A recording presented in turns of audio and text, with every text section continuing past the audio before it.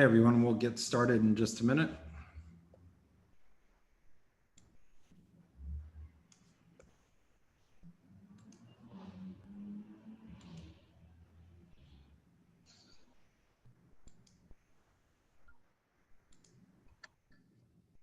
We have a quorum. Okay.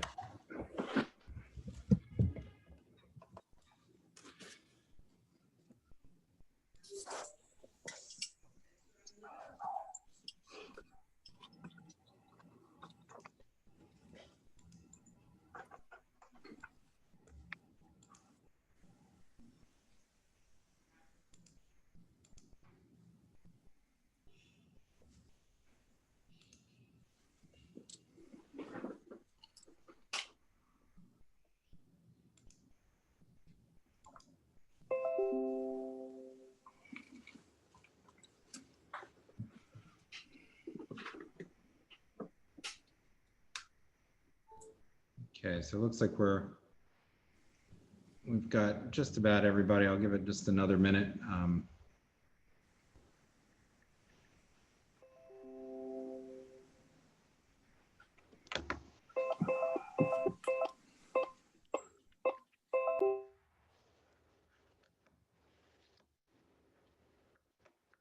Okay.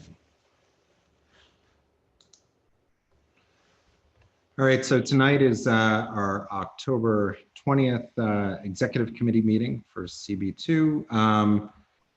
As we've been doing for our Executive Committee meetings, our agenda is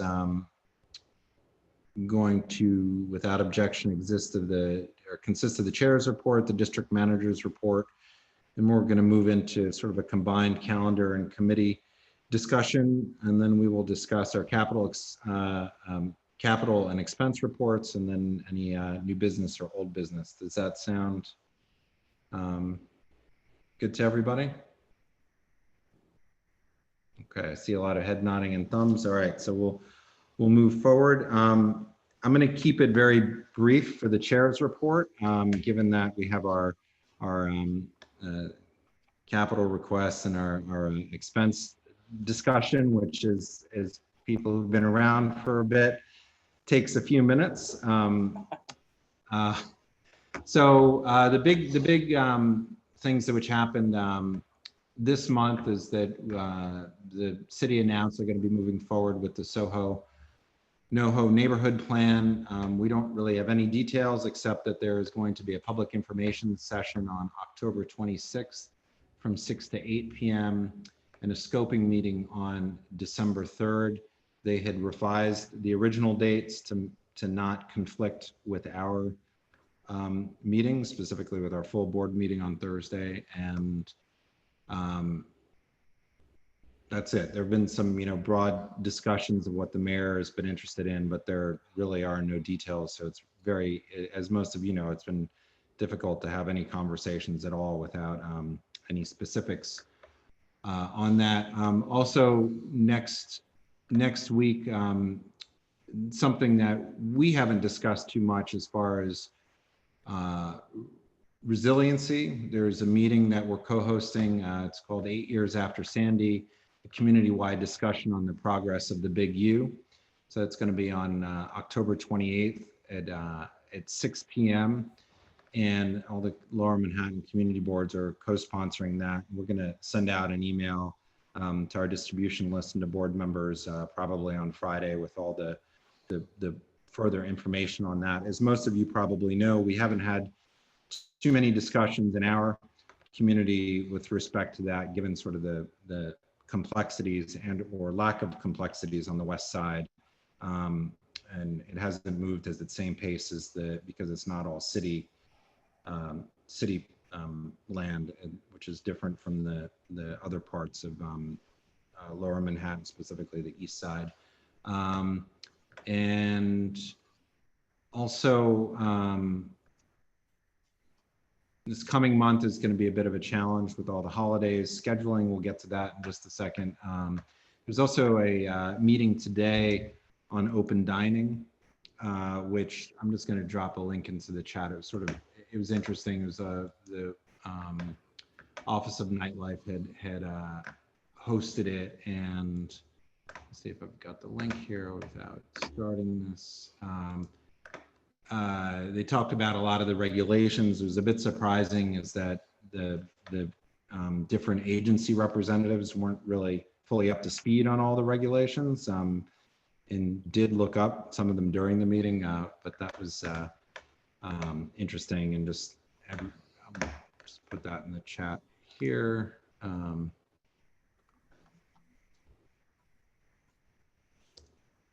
It's a Facebook link, which I think even if you don't have Facebook should take you to it.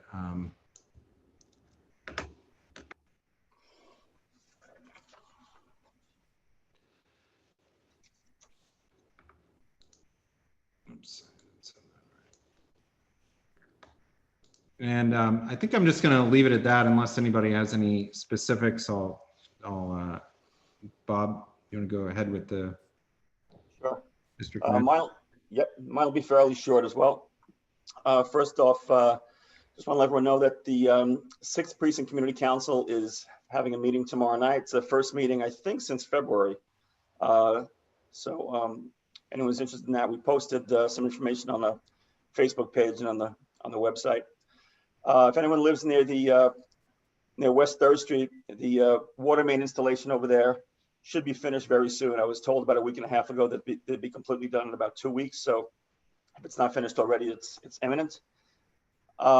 Thirdly, I think last month I mentioned that because of cutbacks in the sanitation department and consequently a lot of the overflowing trash baskets on the corners, we were going to start reaching out to some of the businesses to see if they would enlist in the sanitation department's Adopt a Basket program. I've kind of shirked my responsibilities a little bit. I didn't get out as much as I want, but I did get my first commitment from a sports bar over on Houston Street, and the owner over there kind of pointed me in the direction of a couple of other restaurants that he was fairly certain would enroll in the program. So we're off to a slow but solid start, and I'll update everyone about where we are next month when that time comes. And lastly, I just wanted to thank the committee chairs who had submitted to me the updates in the district service, or rather the district needs statement. And if anyone else has any additions or deletions or changes to their respective sections in that document, if you can get them to me by Sunday night, it'd be very helpful, because my deadline to get them to the city is 5 days later. And that's all I've got. Thank you. Can you share the Adopt a Basket program with us, so that, if I walk by a good opportunity, I can, ask myself, ask? No, I'll send you a link. There's a link on the sanitation department's website, which describes the program fairly briefly, and you can actually apply on that same page. Alternatively, the superintendent from the local garage had told me that if anyone's interested, he'd be glad to send one of his staff people to a business and talk to them about the program and sign them up if they're willing to do so. Okay. But I will. Yep. Thank you. Sure. Is there a more efficient way to getting them to sign on than going one by one? I'm just thinking of all the people that have attended meetings. Maybe there's a way of sending an email to all of those and seeing if they would be interested instead of having to go door by door. That's actually, that's a very good idea. I think we could probably send an email blast out to our list to try to start getting the word out. The door-to-door thing was not meant to be, not to try to capture the whole district, just that I was just going to some restaurant and bar owners that I knew personally, and I thought I could use my my charm and powers of personal persuasion to get them to sign up. But anyway, that's a good idea. Yes, thank you. And community groups can sign up for it as well. It doesn't have to be just a business. And actually, Bob, I forgot to mention, I put it in a different section of my notes. We had a great meeting with the Captain Spataro at the 6th Precinct, who's the new captain there. Patricia, Mar, Joe, myself, and Bob met on the rooftop of the 6th Precinct with the new captain, and we had a very good conversation with him. One of the biggest points is that we hope that they'd restart their community meetings, which they have, the community council meeting. he had indicated that he might come to our meeting this week on Thursday, but I had not yet heard back from him again to confirm it from that meeting. And I don't know if he may be seeing the community council meeting as sort of the engagement with the community. So if anybody's interested in attending that, if you can email Bob and he can share with you how the details on how you can join the 6th precinct meeting specifically. And we're going to reach out to the other precincts as well and just find out about making sure that those meetings are happening. One of the things that we did discuss is that because there are a lot of the community council meetings are often suspended in the summer, and so they haven't really started up too much, but I think that the different precincts are starting to do them. And then they also have the smaller NCO meetings, which are different. Each sector of each precinct is broken down into, each precinct is broken down into 4 sectors, and they have 2 police officers specifically responsible for each sector. And they generally have quarterly meetings, and those meetings have been happening from my understanding. But Josh is putting that information onto our website so that it's more accessible for people. And I think we're going to start, I've been talking with Joe about maybe having the precincts come in a little bit more regularly, either to committee or giving updates to our full board meetings. They used to do that in the past, and it's something that, you know, a number of years ago, I don't think anybody can pinpoint when, you know, that stopped happening as much, and hasn't really been happening of late. Generally, it's been 2 or 3 years, is that right, Bob, that the commanders stay at each of the precincts for us. So at some point it had seemed to stop being a regular occurrence. We had previously, I think the captain of the 5th precinct was there for a long time, I think he retired as a deputy inspector, but he had been there for many years. But now all of our precincts rotate through every couple of years. So with that, we're going to move on to the calendar and the committee reports. The calendar is a little complicated. Did you emailed that out, right, Bob? So has everybody had a chance to take a look?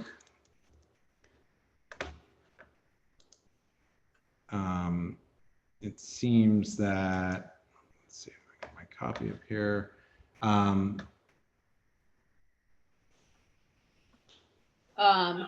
Just I'll volunteer from social services. I'm not sure that we'll have a meeting in November, if that helps your schedule at all. I'm trying to get us back onto Thursdays so that Kathy can join anyway, but I don't know that we'll have anything pressing for November. That might change. For now, you might not need to have us. Okay.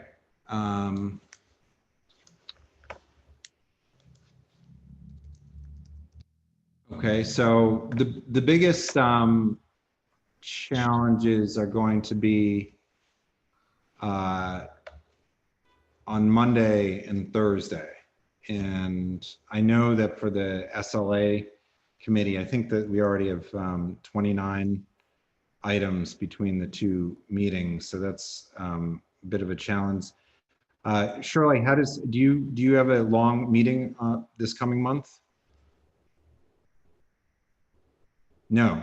Okay. So if we had your meeting starting a little earlier, is that, you think you could, like, if we allocated an hour? Okay. Okay. I wasn't sure if your microphone was working. I didn't want to say. We only have 2 items and they're both from DOT, and I think one is pretty long, but the other is really short. So what time do you think would be an appropriate time if we're doing 2 meetings to start for you guys? How much time do you need? I don't know. One of them has to do with the 14th Street busway. So there may be people from the community wanting to ask questions. It's going to be really a lot of questions that DOT is going to answer. So Would it's not like starting the you- meeting at 5 be too early, or is that too late, or is that, how does that work? Let's see, we've got Dan and Janet here, right? Members of the committee. How do you feel about that? Janet, how do you feel? I could start at 5. Okay. Oh, and Anthony, are you here? 5 p.m. is fine. Is that okay with you? Okay, great. And Dan, I saw before. I think I'll be 50-50 at 5, but I'll try to change. I have something else earlier that day, but I'll try to change it. Okay.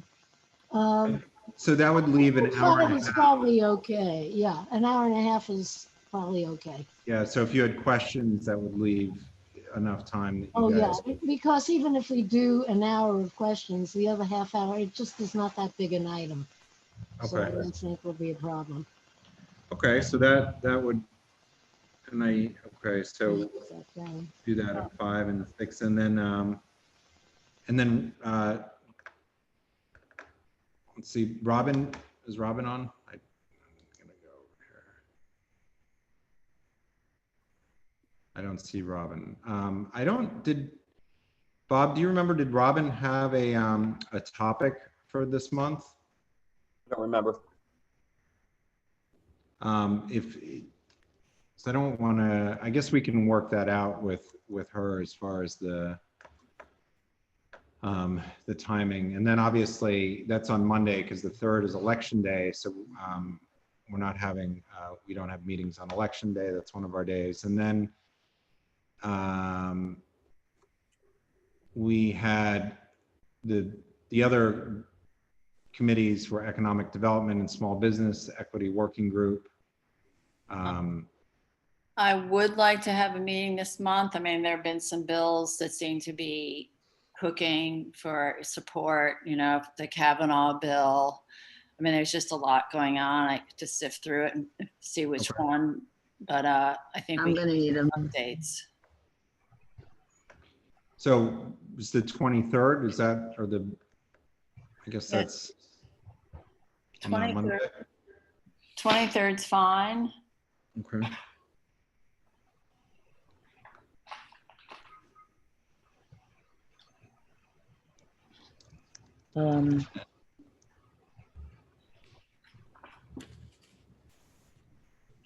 And then Valerie, are you set on the 24th for the reopening working group or what?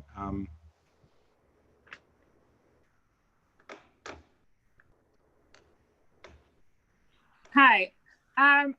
For the 24th, I mean, I don't know, again, it's right before Thanksgiving, but it's such a tight schedule.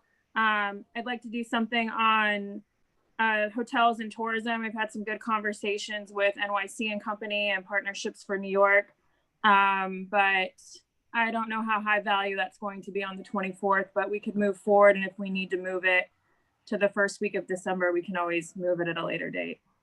Okay, because I know, and then with Patricia, for you guys, that was the sort of falling right for a calendar date. We have a part 2 to discuss about the processes, so we do need to have a date in November, but I don't see Mara on the call, and we have to discuss. So what's open at the? It's really the 30th or doing a combined. We'll do the meeting. 30th. We'll take the 30th. Okay, so that's the Monday. Well, after. you're taking up all the day. The 18th is open too. The 18th. Oh, right. Yeah, that's the day before the full board meeting. Oh, wait, I see, Susan, you're saying that because you need. Well, that's what I don't want, you know, these are all important. I mean, I can take, you know, I can take, you know, I don't want to, it all depends on how long other meetings are. You know, my meetings run an hour and a half or less. So it will depend upon, you know, figuring out which other days the meetings are anticipated not to run long. And usually I can schedule something at 5, but since Well, I they're think with Joe's committee, you might be able to do that on the 9th, right? Or Joe, did you you have a couple of items, right? Or did, Joe may have a heavy agenda because I had the street fair promoter come in and say that the city is going to start taking applications November 1st. So he may get some, and also he may have the director of the street activity permit office come in. Joe and I need to talk about that. I probably can take, since Joe, I think you're, we can't hear you.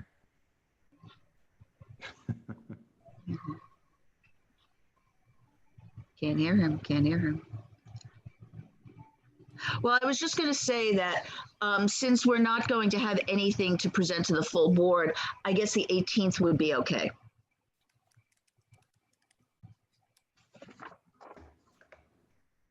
Just to note, Robin is in the meeting now. Oh, okay. Sorry, guys. I had an Oh. in real life meeting for a change and I ran late. So We're just, we had you on the calendar, was scheduled on the Monday. We didn't know if you had any topic items or if. I because of don't the at this Monday. time. I don't have any topics at Okay. this time for November. No. Okay, if you hear you me? did, would it be a problem if you started at 5 and just, or 5:30 and had an hour or something like that? Or we can discuss it if it comes. I just wanted to, we don't have many days. That's the problem in November. So if you did have a topic, that would be the contingency. Does that work for you if that were the case? Are you still talking to me? Oh, yeah. Oh, sorry, I No thought you meant topic, on. no meeting? Or I was just saying if there was a contingency, if you did come up with something, that we could do it a shorter meeting prior to the SLA meeting. Yeah, I mean, some of my committee can attend, some can't. So that's the reality of it. What, 5:30 on the Tuesday or whatever? I don't think that's anything's happening within the next 2 weeks. So. Okay, yeah, we have a lot of items on the agenda for the SLA meetings, so we just wanted to make sure we had enough time after to complete those. Okay. We're all right, going to and then- take the, Carter, Yes, we'll do the 30th for Equity Working Group. okay, And can we start earlier, like 5? sure. Bob, is that, Sure. Okay, all so right. you've got all those on the calendar, Bob? Yes. Did I miss anything? Okay, so you do have me down for the 18th then? Yes. Okay. And if you needed to, Susan, if Robin doesn't want to meet, you could also do that earlier on the Monday too. Well, just remember, we've also scheduled something for the 28th. So that's like Oh, Like- I mean the this. same week. Got it. So usually what we All right. do is, Got it. Perfect. Yeah. Nice. Hey, Patricia, can we meet a little bit later, 5:15 or 5:30? It's hard for me to get out of work and be on a call at 5. 5:30 would be good then? Yeah. Okay, all right, thank you. Okay, so I think we're done with the calendar. So I guess we can go around and the committee reports. Sorry, Bob. Yeah. Could we reserve that early time on the Monday just in case? We don't have any applications yet. Sure. on the 16th, But yeah, that right, worked very well. We didn't need it, but Yes, it's 5 it's o'clock. good anyway. So if you Okay. have extra ones, yeah, that's Right. Bob, you've got that. Yeah. Have we been just leaving those off and then just putting them on if we need to? Has that been? Yes. Okay. How many items do we have so far for landmarks? I don't think we have any that I've heard of. Okay. Okay, the committee reports. When we're in person, I've gone around the room. I guess I'm just gonna, instead of doing an alphabetical, I'm gonna go around the calendar since I happen to have that right in front of me. And arts and institutions is first. Robin? Yeah, I know we have a long night, so I won't be long, but we had a really great meeting. A lot of things were discussed that were in my report, but the one thing I do want to sort of bring up that's come up a couple of times is the independent film venues in our neighborhood. does anybody know what's going on with them? And, you know, our committee is nervous about what's going on with them, their survival. You know, they're such an integral part of our neighborhood. And, you know, from a small business and an art standpoint, I was wondering if anybody here has a finger on the pulse of how they're doing, if they're planning to reopen at some point or what. They're no different, Robin, than general movies. You know, no, they're not going to reopen soon.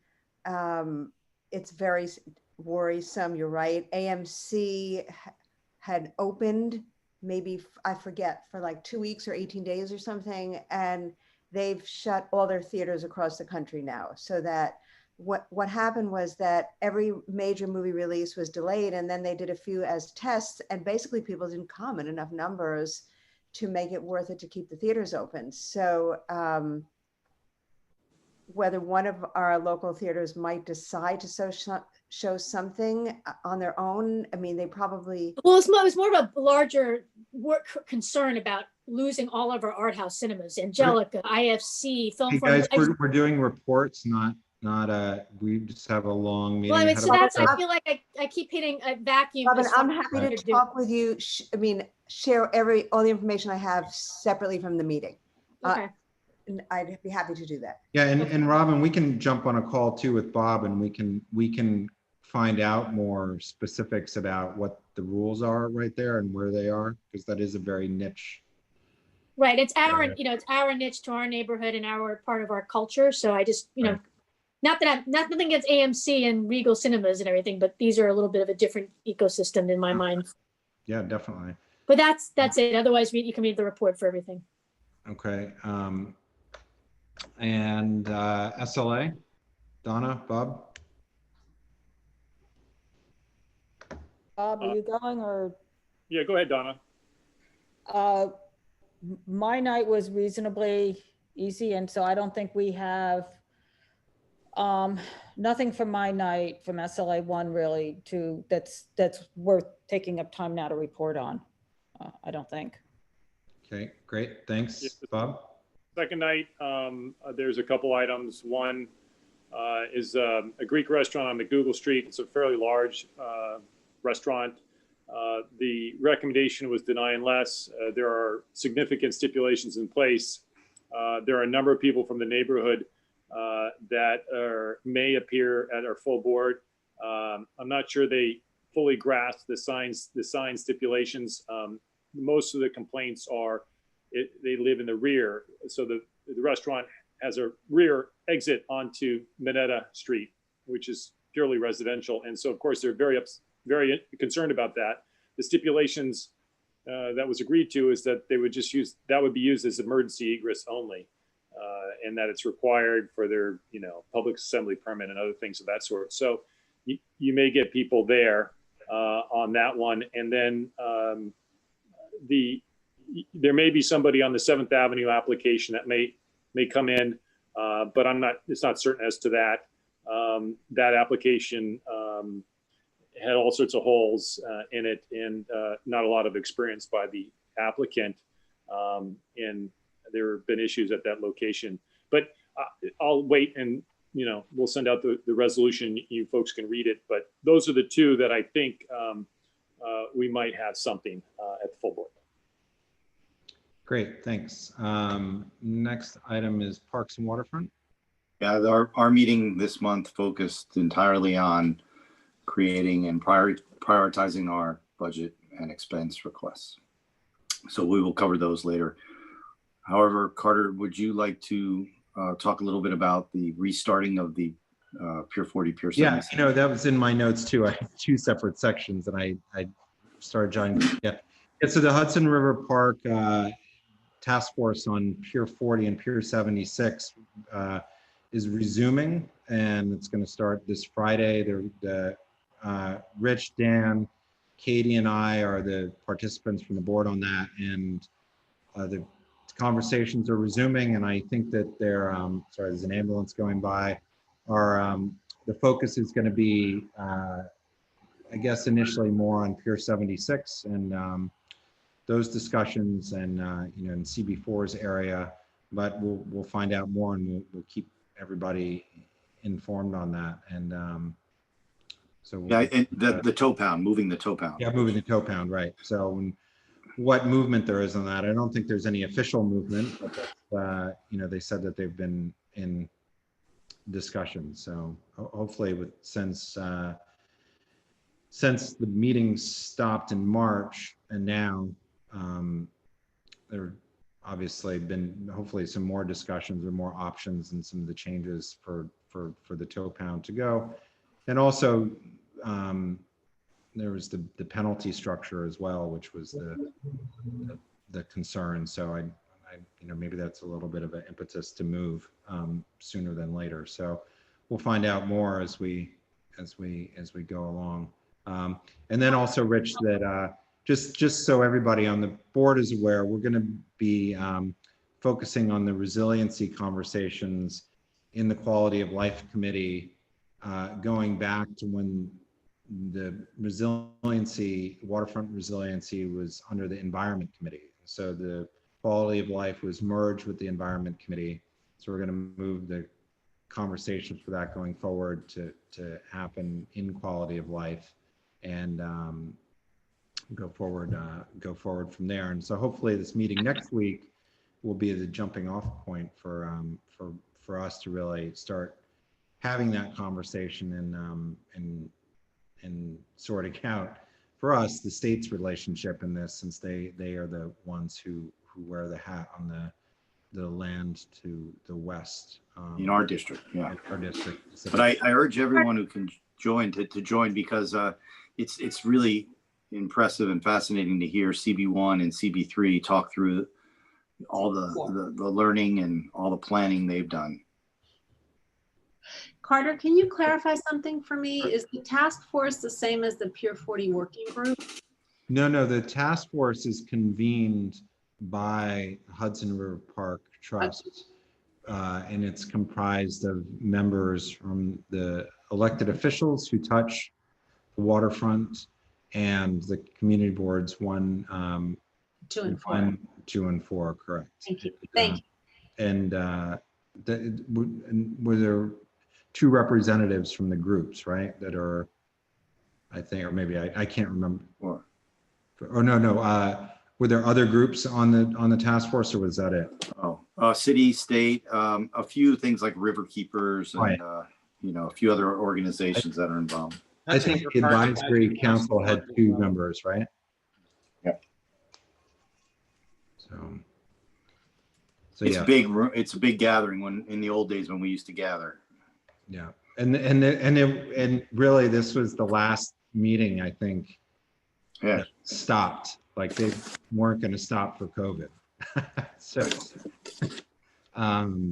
So yeah, great. And next month, Rich, I'm not sure yet. Okay. I'm not sure. And then I have a couple questions out. We may get something on Duarte Square. Okay. On the design of Duarte Square. Shirley, traffic and transportation. I had to unmute. Revel, is that how, I don't even know how to pronounce the. Revel? Is it Revel? Okay, so the Revel electric mopeds presented their new safety plan, which is supposed to remedy all the problems. And actually, it did sound quite good. The committee was quite surprised and encouraged. Only thing that we were really asking for was, one, problems with people still not wearing helmets, and there's no way for them to track it. So we're asking them to use the newest technology, get it in there as soon as possible so they can track helmet use. And I'm just trying to think, and the other thing was the training. The training right now is about 20 minutes on an app.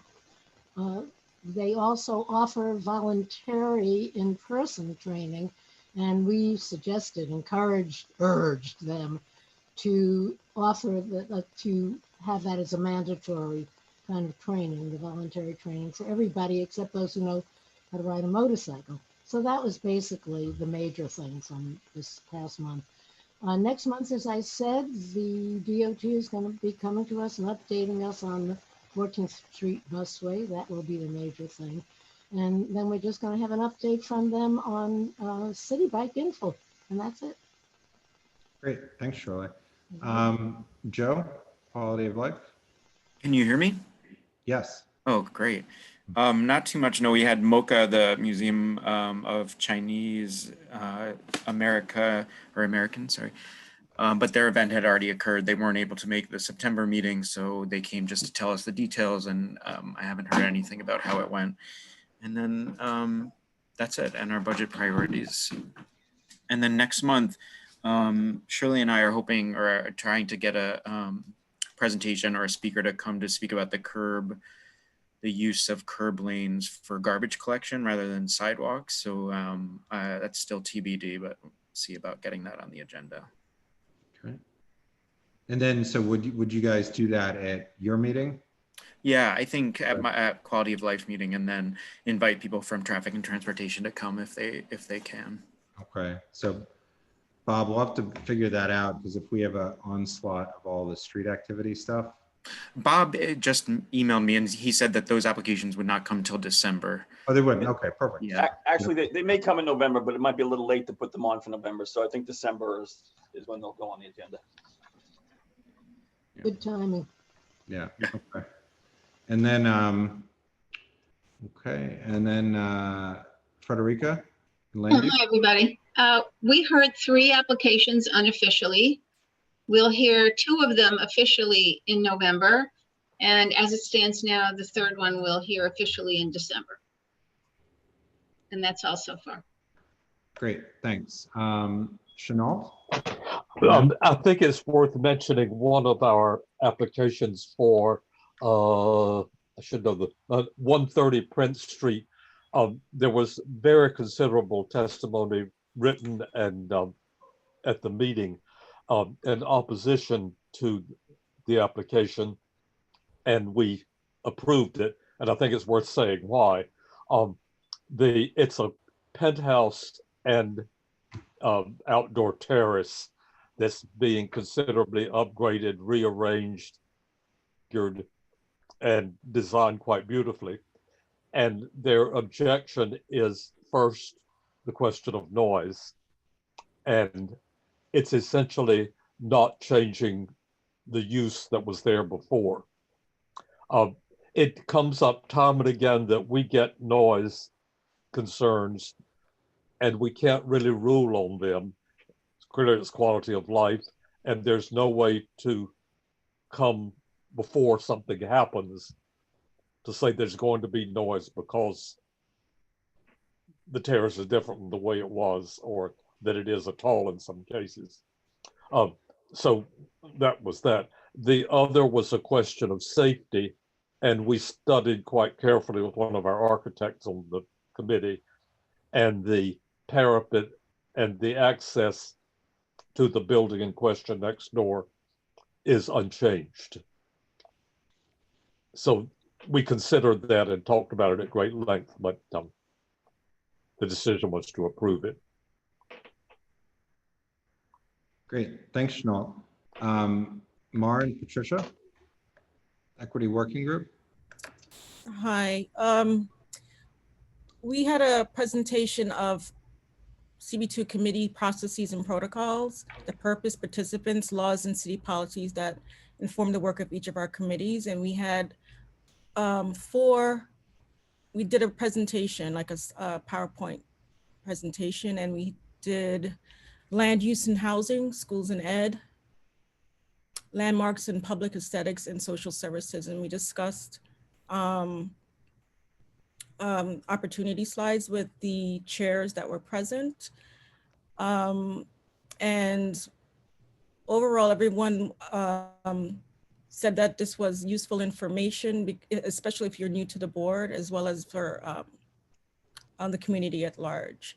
There's a part 2 to this, which we're gonna explore in November 30th.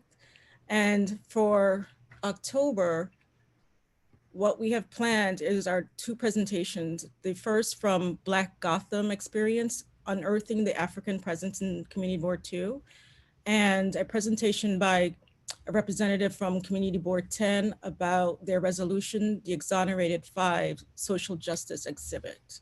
And that's it. Great. And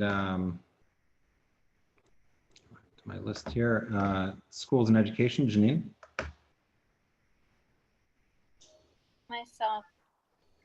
We had a panel of 9 students, 5th through 10th grade, who were remote and blended. Sorry, let me just turn this off. We had, I want to say a special shout out to Betty Kubovi Weiss, who was she is our high school student, and she basically took the lead on this and led the panel and the Q&A.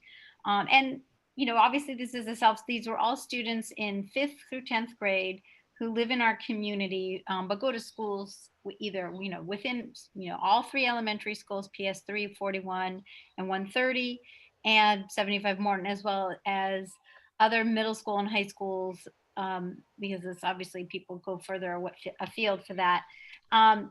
3 takeaways: a significantly better experience, remote learning from last spring. There's a lot more synchronous instruction. The thing that's missing, particularly for the kids who were new 6th graders and middle school and 9th graders and high schools, we definitely felt loneliness. They didn't label it, but it's really hard to connect when you're going to school remotely, particularly at a new school, and sort of a lack of the social emotional connection. And then the other takeaway is technology, because all of these kids had technology. Some had devices from school, some didn't. A couple got tablets in the spring, but switched to laptops this fall. I mean, going back and forth to school, you need something small that you can take. And frankly, a tablet just doesn't cut it for middle and high school students. And this just pivots to, there's 77,000 students in temporary housing in New York City who don't have Wi-Fi. And none of those students live in Community Board 2, but that's really the key to these students accessing education is technology. And so that was sort of the key takeaway. And just in terms of, just so parents and everyone here knows, as of October 9th, 52% of New York City students were going 100% remote. And that's not counting the yellow, red, and orange areas in Brooklyn. And it really varies by ethnicity. 70% of Asian students are remote, 50% of Black and Hispanic students are remote, and 39% of white students are remote. So it was a really great meeting. It would be interesting to hear back from these students after 3 or 4 months.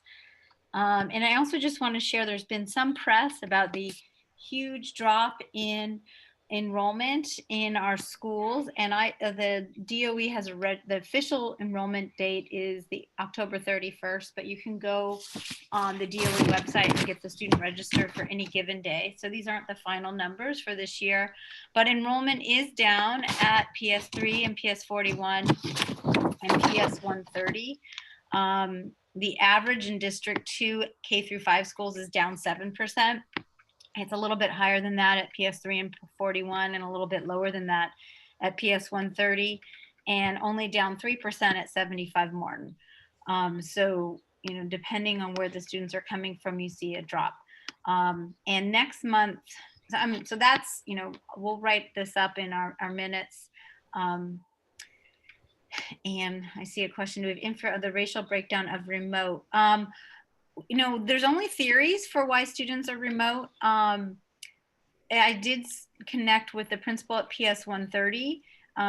He has 2 theories. One is it worked pretty well last spring, and 2, many students live in intergenerational families, so the children are living with their parents and their grandparents, and they just don't want to, you know, risk any infection with their more elder relatives. And why is enrollment down? Susanna, I think we don't know for sure. We just have anecdotal information. But I think in the wealthier, there's probably, I haven't looked at the data closely enough, but there's probably a correlation between wealthier communities and drops in enrollment.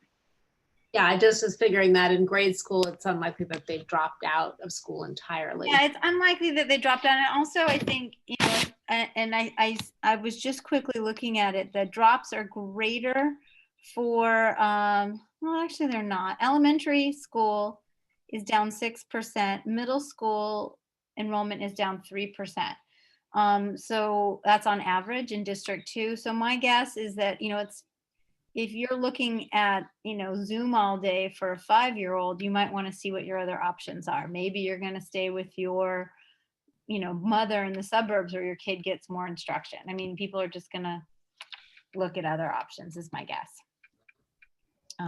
Which would it make sense, like that the drop off in enrollment is less at the middle school level because middle school students can handle a little bit. Yeah, and yes, I agree. Suburban schools are remote too, but not all of them. It really depends. So, you know, I don't know. I mean, I didn't look at other options, so I don't have another place to go to. Did you want to touch on Elizabeth Street Garden? Yes, I wanted to. Elizabeth Street Garden, it's details to come, but Judge James will hear the oral arguments on Tuesday, November 17th. I don't have, there's not a time yet, sort of still working out the details. But to be determined on that. And as soon as I have more information, I will share it. And next month, we're hoping, but I need to get back, hoping that we can have Trinity Real Estate present plans for the school in Hudson Square. That we do know that the DOE gave the go-ahead for moving forward with the design phase, and there's very, very few projects within the city that got any kind of go-ahead at this point. That's it. Great. Thanks, Janine. Janet, Economic Development. We didn't meet last month. Okay. And then, but you are meeting. We're meeting next week and then next month also. Okay. And all right. Susanna, Social Services. Yes, hi there. We had a meeting at the end of September where we talked with the outreach teams that provide outreach to street homeless. It was a pretty quiet meeting, no one from the public actually, but we got some good information on they have increased staffing since the beginning of the year, and also the fact that congregate shelters have closed actually indicate that they've had better response from their outreach engagements, because if they're offering someone a room in a hotel rather than a spot in a horrible congregate dorm, people are a little bit more willing to take the services. But we didn't have a resolution, and we have a meeting next week with CUCS, which is the organization that will be running the Safe Haven on West 14th Street. That is a drop-in center and also has temporary housing for, I think, 24 adults. They are now scheduled to open before the end of the year, so it seems like a very good time to see where they stand and how it's going. And they will be putting together a neighborhood advisory council. So we want to start to talk about ways in which our community can engage with the residents there, especially those who will be staying there for 9 months or so, so that it's not just that we have this population living in our neighborhood, but that we find a way to interact with them and bridge these differences. So we'll see how that goes. I don't anticipate a resolution, although I've put one on the agenda just in case, and that's it.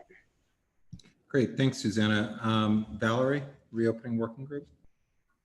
It's a nightmare. Thank you for that. Yes, the Reopening Working Group had a open restaurants meeting last week, and it was pretty well attended. It did lean heavier on the resident side, and I think that's probably because there wasn't a fight to be had to extend the program or to make the program permanent. That had already been decided, and the word permanent is very very controversial with a lot of people. It's technically extended for 1 year within the roadbed dining becoming permanent, but not the sidewalk.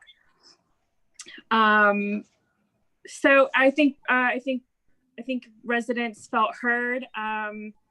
But I know that we do need to do, because of the, we did email personally every operator that attended or submitted testimony for our June meeting.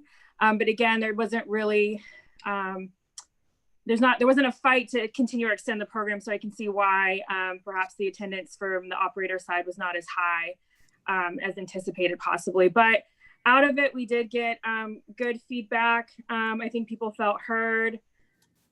That we did a survey, which I highly recommend to any chairs to do to the public. I got a lot of comments back of people suggesting other surveys that the board should do.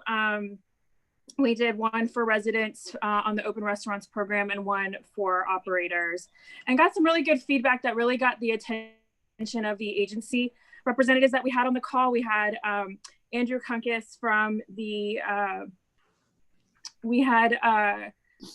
Andrew Kunkus from the mayor's office. Sorry, I just see chats popping up. They're distracting me. We had 2 DOT representatives and someone from the DCWP, is like what DCA is called now.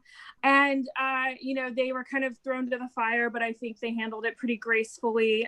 We did kind of put them on the spot, but we now have a really great relationship with this person in the mayor's office, and we're going to likely do an operators focused, basically parallel the multi-agency town hall that happened today that Carter mentioned earlier. There were about 1,000 people on that call on the actual Zoom, but there's still a lot of questions, and a lot of the guidance that had been provided prior to our meeting had not been released, and it wouldn't have made sense to focus on that. But I'd really like to give a shout out to the counselor speaker's office, who was a really great partner with me and lining up some of these agency folks. I think that made it a successful meeting. And I think that's it for us. Did we speak about the museum's reopening? Did we miss a beat for that? I think we did last month. Was it? This was the 24th. Is that must have been, I guess, after exec. Yeah, it just dawned on me that I just want to make sure we cover it. Sure. Yes, we had a joint meeting with arts and institutions, and we had a pretty good panel. It was really kind of more of an informational panel, and I think it was a way for the different cultural institution representatives to talk amongst themselves and inform the public about kind of what their struggle is. Marvin, do you want to add anything to that? No, I just wanted to make sure we, for the record, mentioned, because I realized that we skipped, it wasn't part of the pattern of going into executive. We missed it, so. Great. That's it. Valerie, I have a question about the Open Streets program. So the city council passed that bill, and when they say it's going to be permanent, that it's not clear to me what that means, and also what has to happen before it becomes permanent. But is this community board going to, at some point, scope what studies need to happen before the council decides to make it permanent or not? I mean, it's a major policy decision if they decide to do that. Already. I'm sorry? Oh, I'm sorry. I didn't really think. They voted on it already. The city council voted to make it permanent. I know they voted on it, but it's not clear what happens after September of 21. And I mean, what that means, like they're going to do it until September and then it's going to be permanent. It's not clear what that means. And I think that it's really important, if they ever decide to make it permanent, that there be a lot of studies of what the impact of that would be. It's a huge policy decision, and it can't just be made on we like the idea. So I want to make sure that this community board has an opportunity to scope those questions so that we can make sure that the city council asks those questions. Impacts on traffic and on sanitation and on street plowing and all that kind of stuff. It's one thing for the next year, there's so much uncertainty. I think it makes sense for us all to sort of be flexible and let the experiment play out. But before it becomes permanent, I think it needs a lot more examination. And I think that our community board should scope what needs to be studied in order to make that permanent. Yes, no? Yeah, the answer is definitely yes. There definitely needs to be something in writing that outlines what our position is about what does it mean when that becomes permanent. And I'm just pulling up the summary of the legislation that I have to quickly answer your question. Well, it's okay. I don't, it's not really a question. I just sort of want to leave it there as a talking point. I mean, I think that the council's, that Corey's office will be certainly is expecting us to talk about what kinds of studies need to happen in order for the council to decide whether this policy should be made. And I think we want to proactively stick our nose in and make sure that things like, noise, quality of life, economy, traffic, all those kinds of things are studied before people just decide, that's a nice idea, let's just do it. Right. Like, did we see an increase in noise complaints or just other public data that we can use to prove our point to ask for this study? I definitely 100% agree with you. What the issue is when you look at the bill it extends the current program until September 30th, 2021. But then the next line language is beginning October 2021. So there is no window built in right now to have that assessment. That's not okay. You're exactly right. That is not okay. Not okay. So they're basically saying September 30th, 2021, the program ends October 1, beginning October 2021 to me indicates October 1st. There is no lag time for study. And so either we're going to need to put a position ahead of time to say, okay, let's call it, May 2020, and let's study what happened over the past so many months. Or maybe you give it an extra month in the summer because we're just going to have to pull that deadline back to assess it. Yeah, I mean, or we entrust the council to come up with data on, whatever points we think are important, because this is a big policy decision. I mean, at the meeting, they did say, contact city council people. So there is almost a whole year for us to, set standards, to provide feedback. So they did encourage us to do that during this year.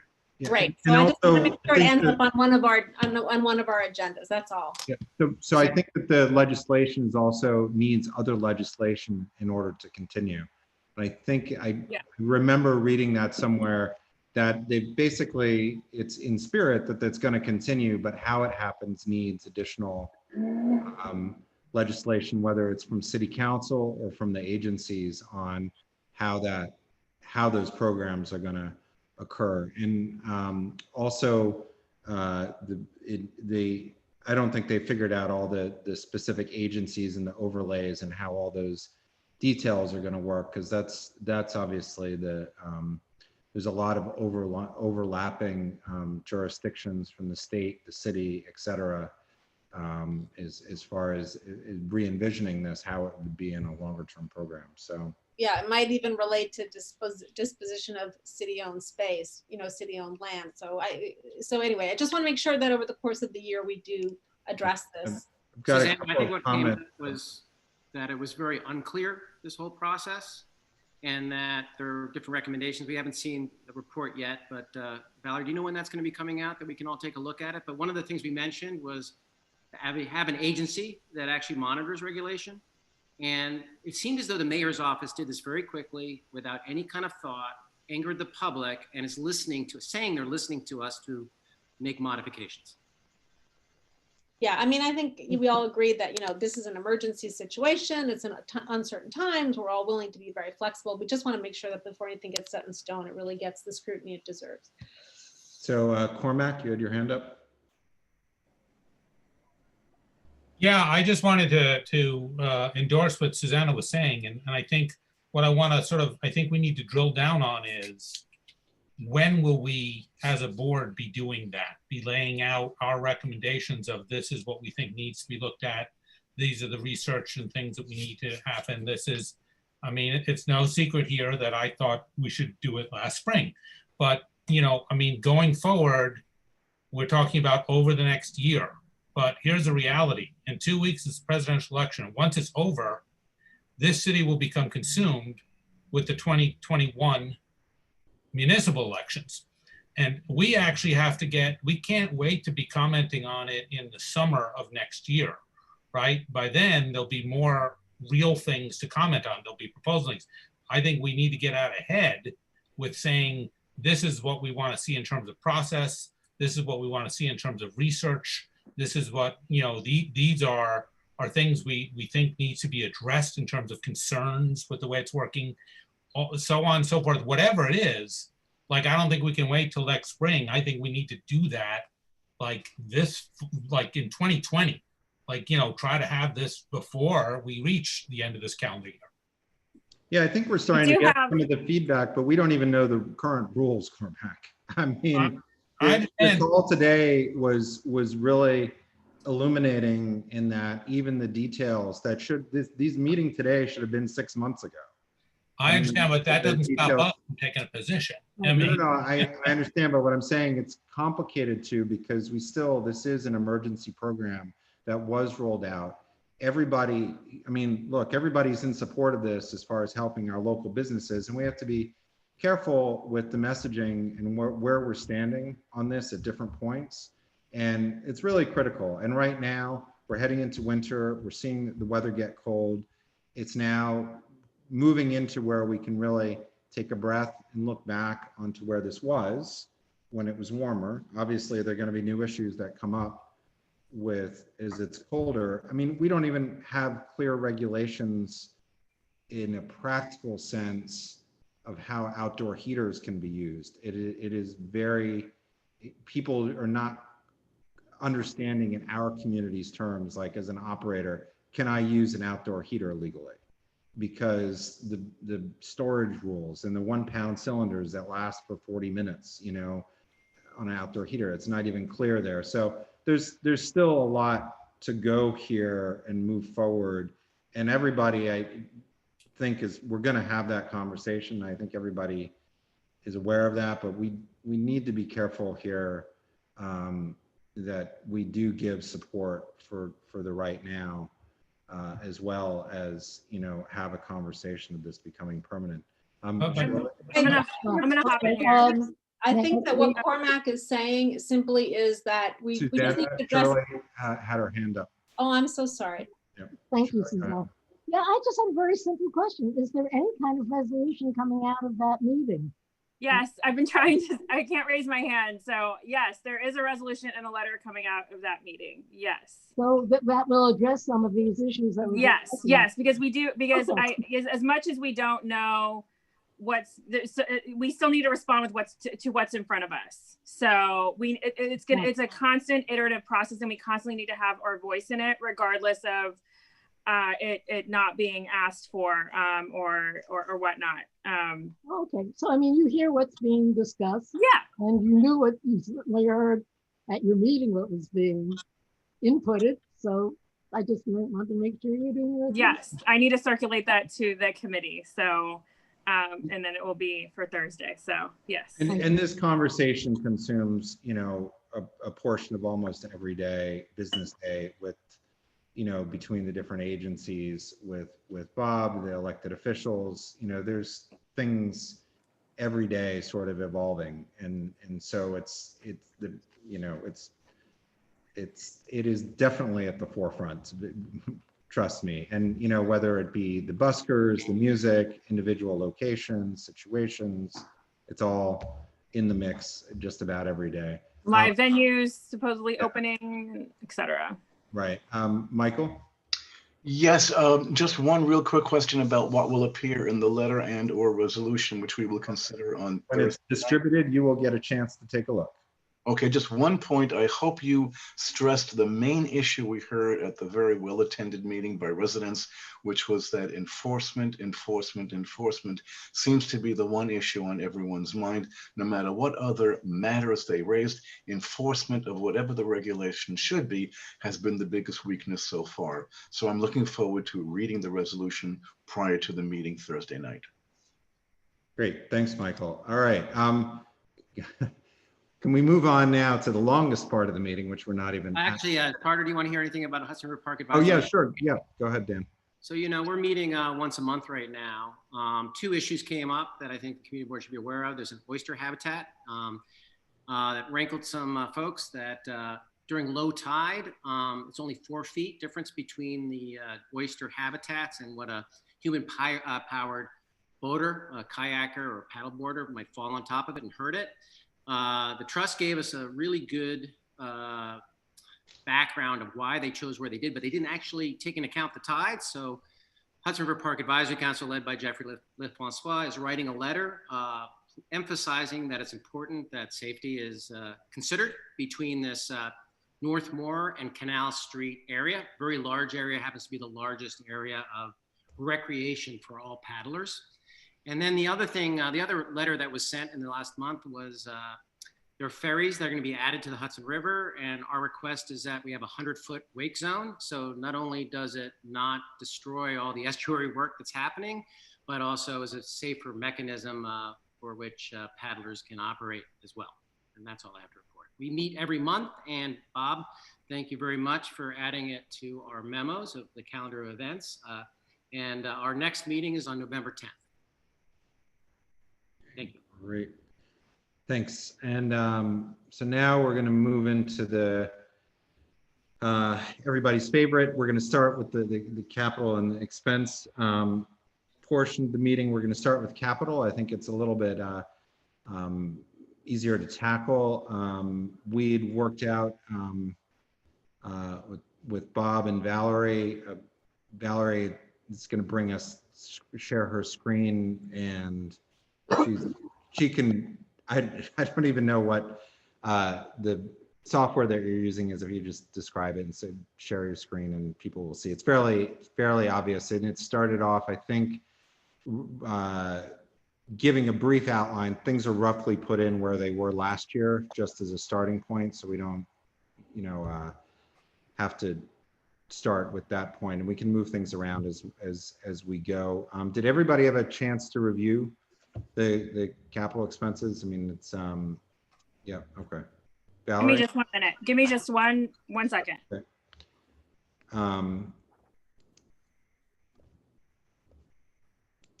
Bob, do you want to preface? No, not too much to say. As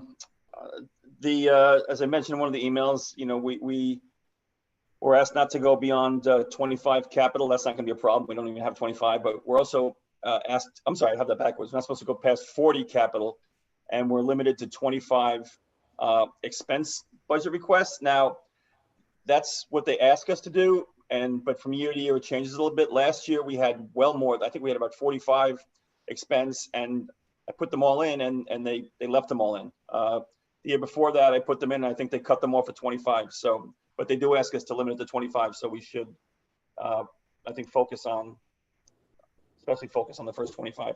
Beyond that, the only other thing I'll say is at the end of the request, if I knew it, I put the agency that was that the item would fall under. A few of them, there were question marks. I didn't know the agency, or the agency we had last year was incorrect. So, but I'll adjust those as we go forward. That's it. Okay, and then we also had used our report last year to derive some of the projects that we for the Brad's participatory budgeting. So some of these projects they're made.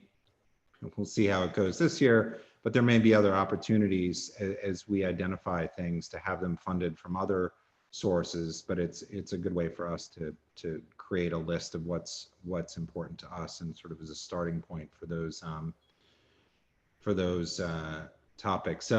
Valerie just shared. I'll let you explain, Valerie.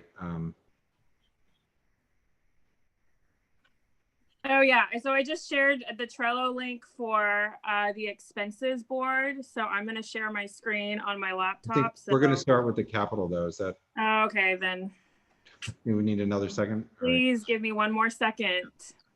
While you're queuing up, Valerie, do we know if the committees prioritized their lists so that not their number one thing is their number one choice? Yeah, we did. Most Parks did. did. Yeah, most did. Yes. Okay. Okay, take two. So the link under capital in the chat, and then Valerie's also going to share her screen. If you go through the link, you can move around the document on your own. In the shared screen, you can see what Valerie has here. So on the left was Valerie, or I guess Bob had put them roughly in order where we started last year, so we don't have to reinvent sort of what our general Yeah, areas so are. They can be moved around, obviously. the capital top 10, and Bob, correct me if I'm wrong, but I believe that the capital ones you sent me for the top 10 are from last year, right? Yeah, yes, it's from last year. There were 3 or 4 that we had last year that were not included in this year's request. So it's really the top 10, but it's taken from the top 14 of last year. Okay. So we can open discussion. I think it's probably best if we use the raise hands feature. If people want to. So, and the idea is I can move, I'll just show you. It can move, and then you can see, we can just put them in order here. So hopefully that's more pleasing to the eye than a Google Doc. And I just, again, I want to specifically thank Janine for last year of doing this on the whiteboard. That was, and this was our. This is much fancier. I love this. And I also like how we have, it looks like Soho possibly in the background. Yes, this is a licensed image from Adobe stock. Right. It is Soho, yes. All right, so I see Frederica, you have your hand up. Was that, did you? I asked my question, thanks. Okay, thanks. Cormac? Yeah, hello, sorry. So, and I'm sorry that since I'm not on the exec right now, I have not looked over these documents or look, had these documents. I just wanted to sort of throw out there the park that's next to Little Red. I don't know, that far, the Fagan or whatever it is, the renovation of the park that's happening there. Is that included in here somewhere, high priority? Because it appears, as we've talked about before, to have been stalled now. It's continued support. It is, okay. It's fully funded and it's in the continued CS. All right. So it's not a capital issue. Thank you. Bye. All right, thanks, Cormac. Shirley? Yeah, Little Red School Plaza. Yeah, I just wanted to make sure that we define between the regular capital requests and the continuing support, and it looks like they have been separated because they have slightly different categories. Yeah, and I'll just add that we don't really need to consider the continuing support. They'll be going in automatically, and because they are already funded. Okay, that's what I thought. Just wanted to confirm. Thanks, Bob. There's one we can take out of Parks and Waterfront, I think, which is for the Mercer Playground. I think it's number, we can take out number 3. I have it I left it, and Shirley reminded me, I left it in both continued support and in capital in Parks. And I think we should take it out of capital and leave it in continued support. I'm going to assume it's still in process.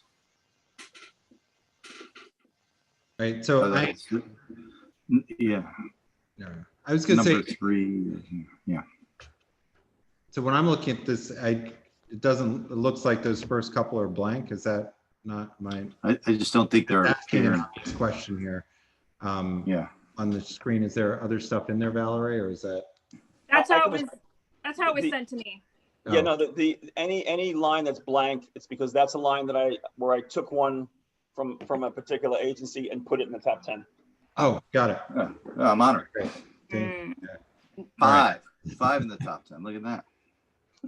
So I knew there was an obvious answer for that. All right. Got it. I'll code accordingly. And Frederica, you have your hand up? Yes, again, right? I'm confused why we're starting with last year's list. It's not, so that's my, so to quickly interject, sorry, this was done very quickly. I didn't realize that these are 2020, or these are 22, because I didn't see them repeated in the list. I didn't realize Bob took them out. So correction, the top 10 is for FY22. Sorry about that. So the list, Frederica, was basically, we put them in the same order that last year's was. We can change everything around. This doesn't mean anything. It's just a starting point. All right, but we Instead are of allowed to starting do at 0. 40 items, and we have less than 40 in the fiscal year 22 list. So it seems to me we should start with the ones that are on this year's list and then add however many slots we have from last year. No, these are all this year items, and the similar ones that are the same from last year, they're in the order that they were last year, but they're this year items. Sorry, so this is a composite of last year and this year? No, it has nothing this to is do all with this last year. It's that many of items are duplicated again because they were not funded. So it's the same item as last year is moved to this year, and we just put them in the order from last year because we assume that the priorities for the top 10, which are really the important ones, and that's what we're probably moving around the order of importance, not all the items that would be added to the list. After 10, we just kind of just put them all in, correct, Bob? They're not really ordered. Yes. It's the top 10 that are ordered. Okay, thanks. And then they're color coded by the committees as the other, as you can see, Valerie's. Sorry, just when I just didn't see them duplicated under the committee list because they were just copy and pasted out. So they weren't duplicated like they were on the other list. So sorry about that. Sorry for the confusion. I was also confused. So if you're looking on the list from the link, you're able to move around on your own. Valerie's doing some housekeeping stuff. So basically the top 10, number 1 is Elizabeth Street Garden. Number 2 is Bleecker Street School. Number 3 are resiliency efforts, funds for the resiliency efforts. Number 4 is a full renovation of the Hudson Park Library. Number 5 is allocating funds for the complete renovation of Mercer Playground. 6 is Vesuvio Playground. 7 is funds for technology for PS3 130, MS 297, P751, and Broome Street Academy and City is high school, sort of a catch-all.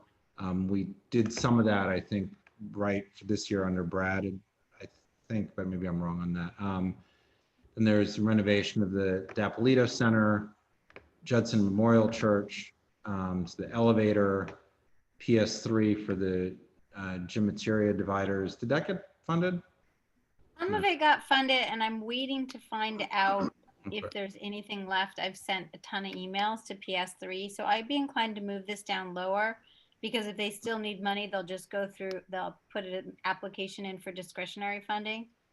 And that, frankly, will be more effective for them. Yeah, so these, oh, sorry, go ahead. I was just saying move city as school up.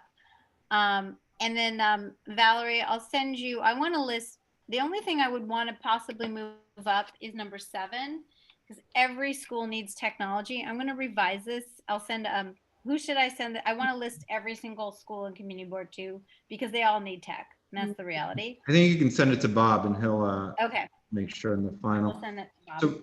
So one of the other things, just so people, take into account, capital projects are going to maybe be hard to come by, right? In this fiscal year. And so we really need to make sure if there's something that is possible that it's really is up high on top of the list so that it gets properly looked at.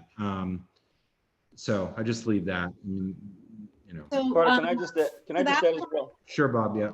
Items 1 and 3, I had question marks. And the reason is last year, number 1 was the Elizabeth Street Garden. Number 3 was resiliency in Hudson River Park. Last year, when we submit a budget request, we have to assign it to a specific city agency. In both of those, the Parks Department responded and said, these do not fall under their jurisdiction. So I think number 3, we're going to have a problem with, because I would imagine Hudson River Park Trust is a trust, and if it's an agency, it's more of a state agency, I would imagine. But it's not there's no city agency that has responsibility for that. So I don't. There's really not a spot for us to put that. And the Elizabeth Street Garden is, although we'd like it to be under the Parks Department, it's not. So if we want to include that, I'm not quite sure what the agency would be. If it would be HPD or DCAS, or if there is no good fit right now, I don't know. For the resiliency, there is a city agency. I don't know which one it is, but it's whoever's doing the water to The DOT? Yeah. No, it's so it's but the funding may come from the state though, because it's on state land. And I don't know if the city contributes to that if it's done on 9A, right? So But it wouldn't be that's 9A. I think we're talking about the bulkheads, right? no, we're not. The bulkheads are not the resiliency. That's at, too low. So It's if building up. it's 9A, it's not a city agency at all. It's not Right, even but there may be contribution, Bob, we can look into this a little bit more. There may be a contribution from the city though, that comes from a budget line that's in a different agency. Yeah. And DOT might come have from some responsibility there. We could look in to see if there's a more appropriate agency, but we can't put it in parks because it's just going to be ignored if we put it. Yeah, don't do it. Yeah, good point. There is a committee on resiliency and waterfronts for the city. Maybe it's the mayor's office. I think it's the mayor's office. It's New York City Council, I think. But that's not an agency that. It's not an agency, right? Discretion, has the budget that they're allocating. So if we want it to stay in there, it has to go to a city agency that's allocating the money. And that, I don't know, maybe that comes out of the general budget if it's a contribution to the state, right? I don't know. I have one suggestion that's not on this list, Mm-hmm. and I'm going to suggest that it be in the top 10, is extending the affordability at 21 Spring. CB2 wrote a letter on that Carter signed it was dated January 24th.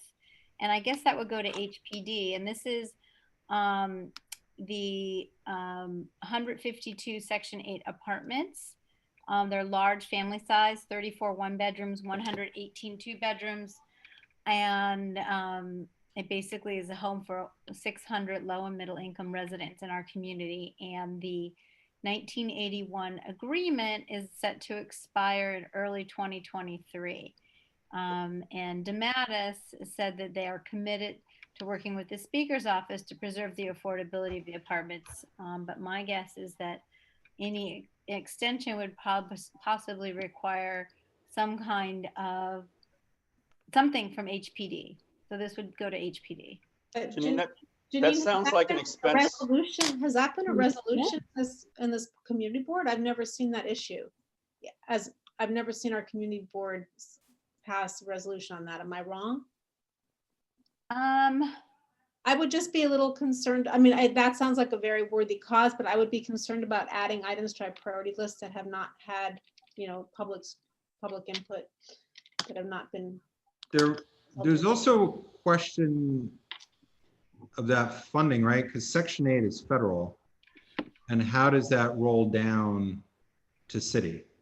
Because if the funding is federal, it's not. Yes, but the city distributes Section 8. The city well, this is project-based Section 8 financing, so it is federal, but the city also sets the tax breaks for the developer that owns that site. So it's my understanding that these things always get done. We shouldn't have to worry about it, but if you live there, you're really worried about it. And it's usually a combination of some kind of tax break or federal. I mean, it's a little bit of sausage making. Well, I mean, the city administers federal Section 8, but I don't think we've not. This is not this has not come out of our board. I mean, there may be a lot of worthy causes like this, but I don't think that this should be on our list. It hasn't been something that has come out of our board. I think it's something that came out a long time ago, but it's not something that we recently have. It's a continuing. Well, maybe we should revisit it on a formal basis just to push it to the forefront for sure. Yeah, that's a great idea. I do know that Exec reviewed this letter Yeah, last and we January voted on it. before went out. It's also not it's not a capital budget request. It would be an expense budget request. It would? Okay. Sure. Can I ask something about parks? To your point earlier, Carter, about realistic expectations, I'm wondering if that is why Mercer Playground is higher than Tony Dapolito, or No. do you think that No, this is last year's ordering. It has nothing to do okay, because I mean, I think that Tony Dapolito is a really high priority for parks.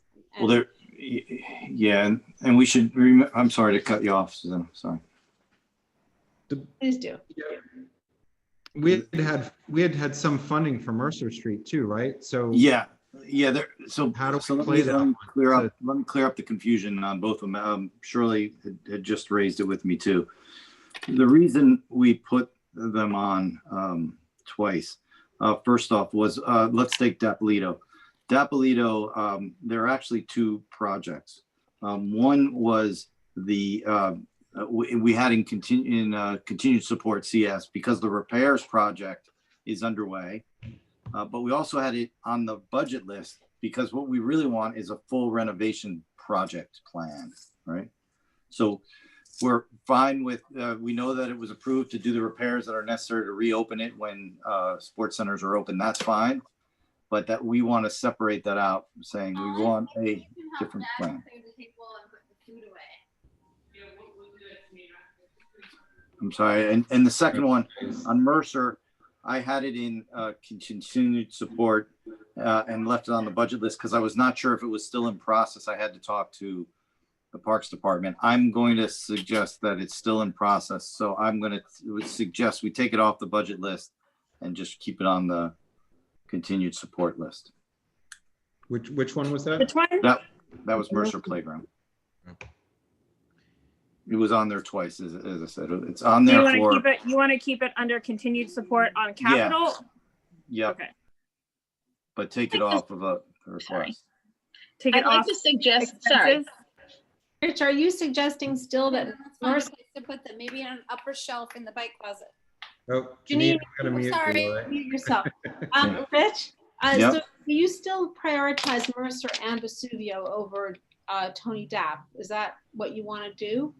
I would for this year. No, the top one first off, Mercer should be off of there for the reasons we just said. And then we do believe that Vesuvio is the higher priority project. All right. Yes. So we've got number 5, Valerie, should be off the fiscal year 20. That's right. You've got it. Top 10. Yep. And that should be under continuing support because it's already been, there's some funds allocated for that. Which it is, I think. Just make. Yep. Okay. Good. Yep. Thanks. And then Susanna, what was the other? Sorry, the other. No. Rich answered my question. I wanted just to ask if he still prioritized Vesuvio over Tony Dapp, and he says he does. So that is fine.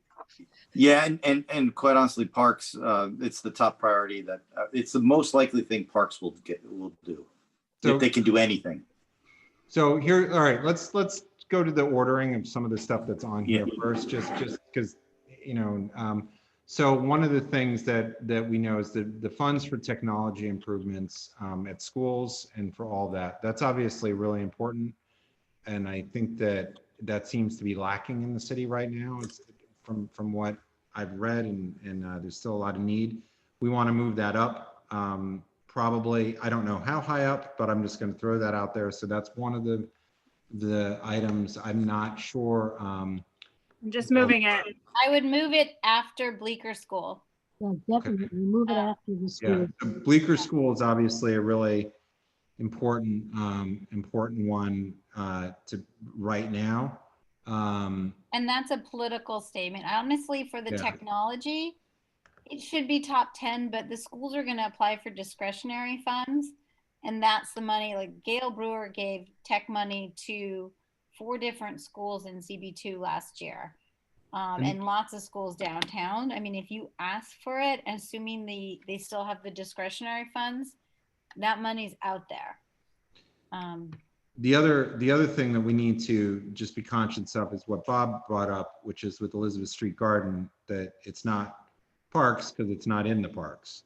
So, you know, that just has that issue out there. You know, and again, that's more of a statement, but who is that? It's as I said to Bob earlier today, I said, you know, some what was the word I used with some low-level government person who reviews these on the first scale. We're trying to make a larger statement, and the person at the Parks Department, like, didn't I tell these guys last year that No, you're they're on absolutely the I guess so I'm I just just don't saying, think it's an who are issue. we? No, but I mean, we're sending a message to the agency where the first pass is not the top. You know. Anyway. Yeah, no, you're right. Yeah. So what do you propose, Connor? I'm just saying that's what it is. I'm fine however anybody wants to do this. I'm just pointing that out, that the recipients that we're trying to make a point, but is it landing anywhere? So with this particular year, given the challenges that we're under, you know, is that a point that we want to make at the expense of something else? And it's fine if it is. I'm just pointing that out. Well, you raise an interesting point, Carter, which is that there are certain things that we want that aren't specifically budget requests.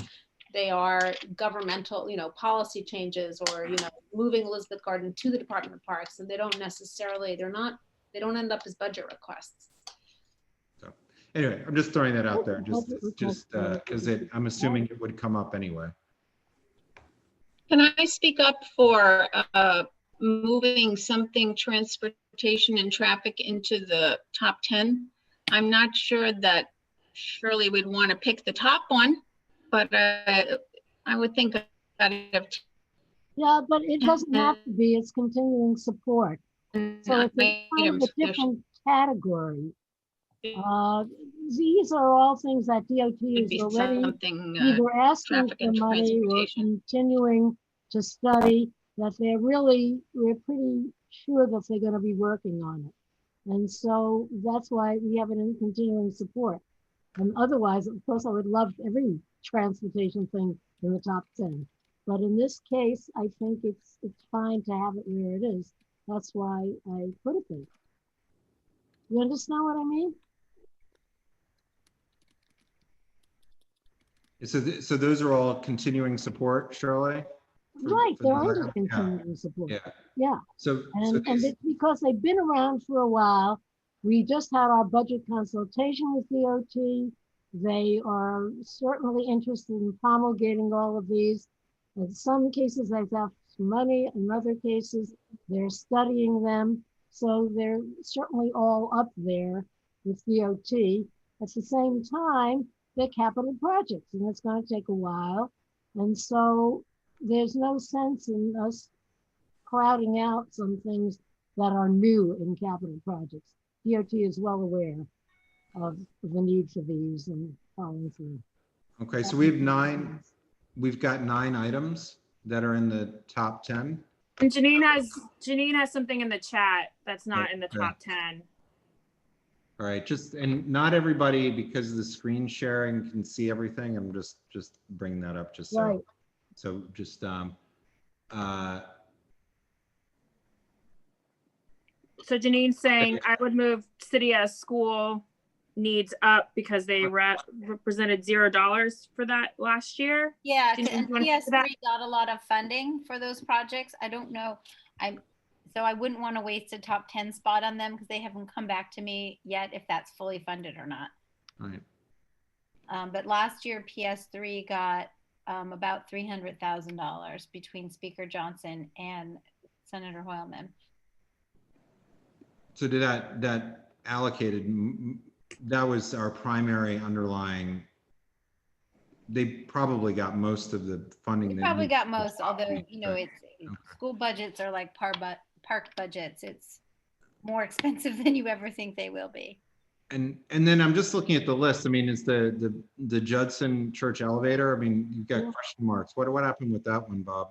We that was not. I remember this coming up. It wasn't the right place or the. Well, the agency recommended that we talk to our elected officials about getting that funded. I don't think it belongs on our list. I think Keene had advocated for this last year, right? Yeah. I'm not on this committee anymore, but I agree with Susanna. Yeah, that's why I just raised it up, because it doesn't seem, you know, if it wasn't the right agency, it's a challenge. And I think without, you know, whatever, I remember we talked about this, the right agency, because it's in a church, and even though it's used by the public, it's not exclusive, right? Wasn't that was sort of the Well, also, I don't know that they're under contract with anyone. Do they have a contract with the city? You know, I mean, because it would be the agency that they're contracted under, and I don't know that they have a contract. Let me flip this around. Is there anybody who thinks that we should keep this on? Nah. Okay, so is that compelling to everybody that I haven't heard anything? All right, so Valerie, do you want to take that off? So now we're down to 8. So we still need to put 2 into the top 10, irrespective of the order. And all the other ones sort of meet the requirements of being in the top 10. Does that everybody agree? Yeah. All right. So yeah. What else? What else should be in the top 10? 2 other things. Feel free to advocate for things here. We need You have Tony Dapolito there, right? Yep. Ready here. Yep. Yep, there it is. There is an interesting, not to confuse the matter, but there's an interesting idea presented that perhaps Dapolito and the Hudson Park Library, which are adjacent, could somehow be connected into one project, if that would in fact make it more likely to be done, but they're both on our list. The budget requests have to be kind of distinct and independent. Okay. You can't merge agencies. Okay. Do we want to do we want to split any of the top 10s into more than one? Can I advocate for Greenwich House and the ADA compliance stuff? Sure. Anybody comments? Frederica, did you have your hand up from before? I think that was okay. Both Frederica and Bob, yeah.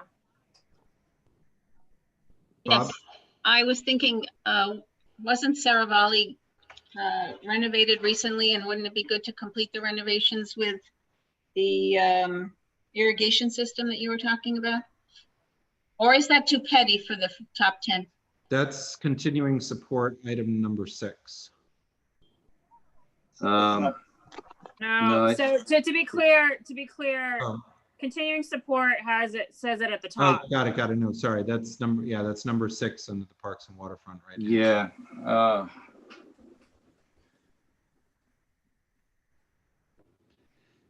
That seems like something that might get funded from a smaller pool of money, right?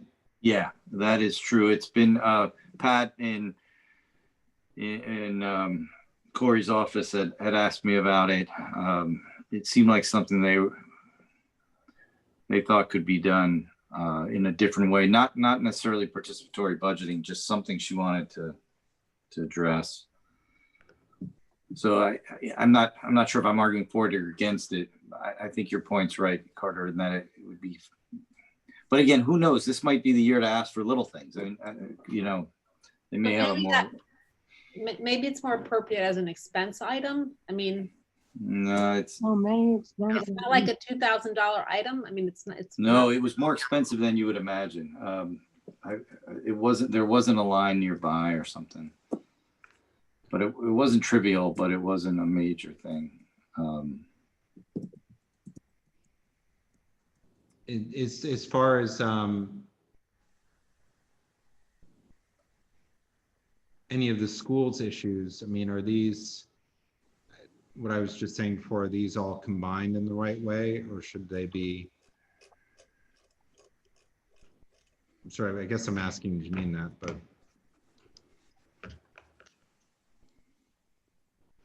Okay. Janine?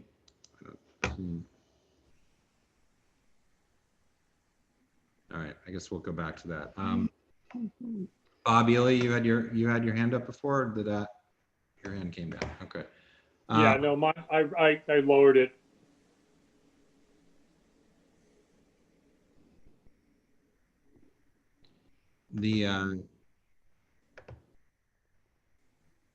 So we're up in the air with irrigation system. All right, so we'll leave that. That's under I'm just gonna say, consideration. wait, Carter, Donna, I'm not up in the air on that one, because if you think you can get that funded, it would be great to get that done, because they did plantings in there and it looks horrible all the time because it's not irrigated. So. All right, so. I don't know where it goes, but I think it would be great. It sounds like it's on there, provided something else doesn't knock it off. So, okay. Yeah. That's just, 4, 5, 6, 7, 8. So Valerie, do you want to move that one over and just have it at the bottom? So we still need another item for the top 10. Anyone? So we have Judson already, right? No, we took that off. We took it off. Oh, okay. It's, I mean, I think the Greenwich House, you know, the ADA, that was what right. Anna had brought up. 9. We have 9 items. With the irrigation, right? Yeah, so the 9 items. The Greenwich House, I mean, that's certainly compelling, but I don't know, are people in person yet? I mean, do we expect in-person stuff in the next year? Because this is for, you know, looking out for that fiscal time period. I'm just throwing that out there as a. Well, that's a fair question, although I suppose one could ask that of anything here. I think the bigger question is, does the music school have a contract with the city? I mean, you know, or maybe it should be cultural affairs. I mean, I just was looking at our list of priorities and thought maybe we should pull stuff from different categories to round that out. And in the arts institutions category, that seemed like a good option. Is there anything else that's not on this list, Patricia? Oh, Patricia, No, your items aren't on here, right? No, our items are, I guess, in the budget. Expenses.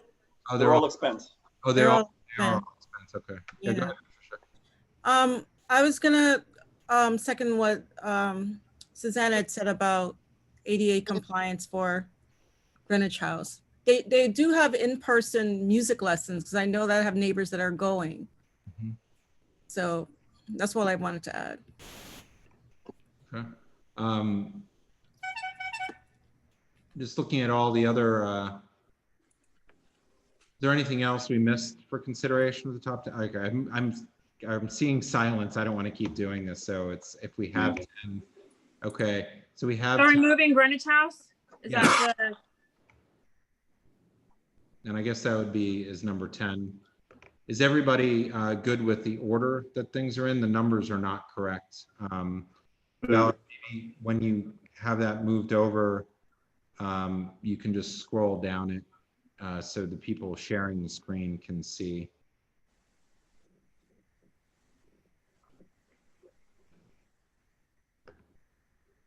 Yeah, it's taking just a second to update. I'll just scroll. Elizabeth Street Garden, Bleecker Street School, technology improvements at certain schools, resiliency efforts, full branch renovation of Hudson Park Library, Vesuvio Playground, Tony Dappolito, PS3 Gym, Greenwich House Music, and then irrigation at Saravalli. Is that good for everybody? And if we find out for whatever reason that the resiliency is nothing, you know, if that's not, Yeah.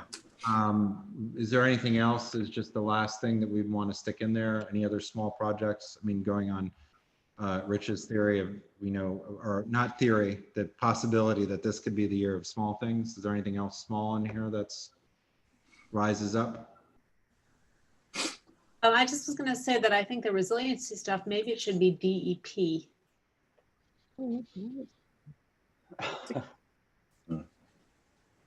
Yeah, could, I mean, I don't know if it's shared, we just want to know where it would come from if it's a shared, if it's a contribution from the city.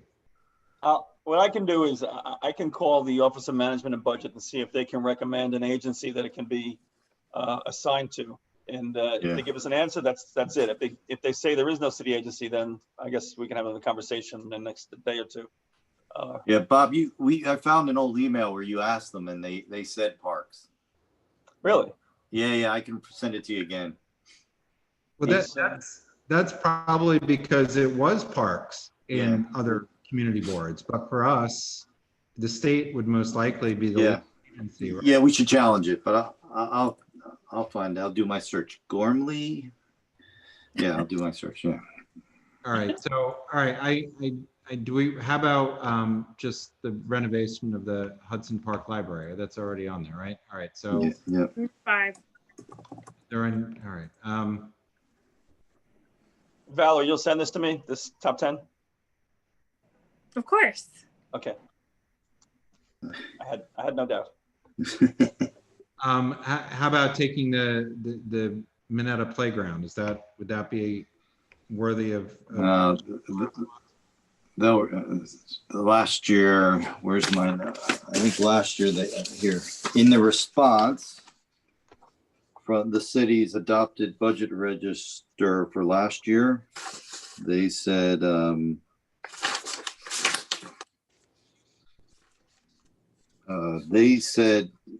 they don't have, due to fiscal constraints, the availability of funds is uncertain. That's all.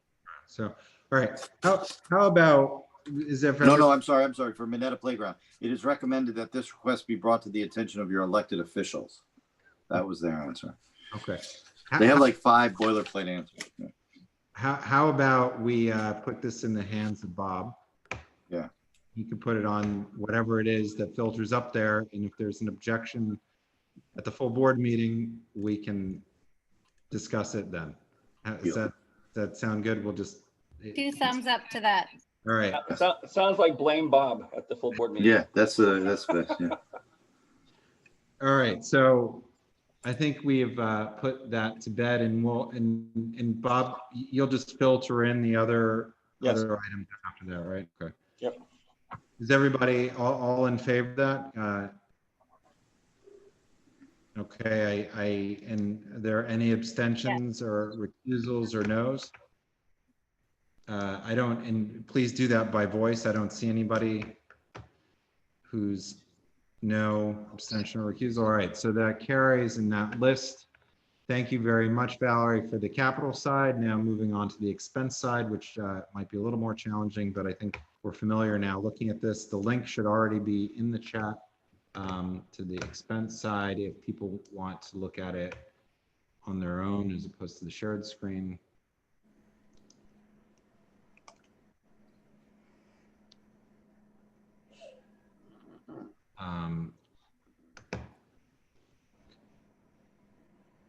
So I'll just start off. So how many? Those are last year's. 1, 2, 3, 4, 5, 6, 7, 8. All right. So we're starting off with 10.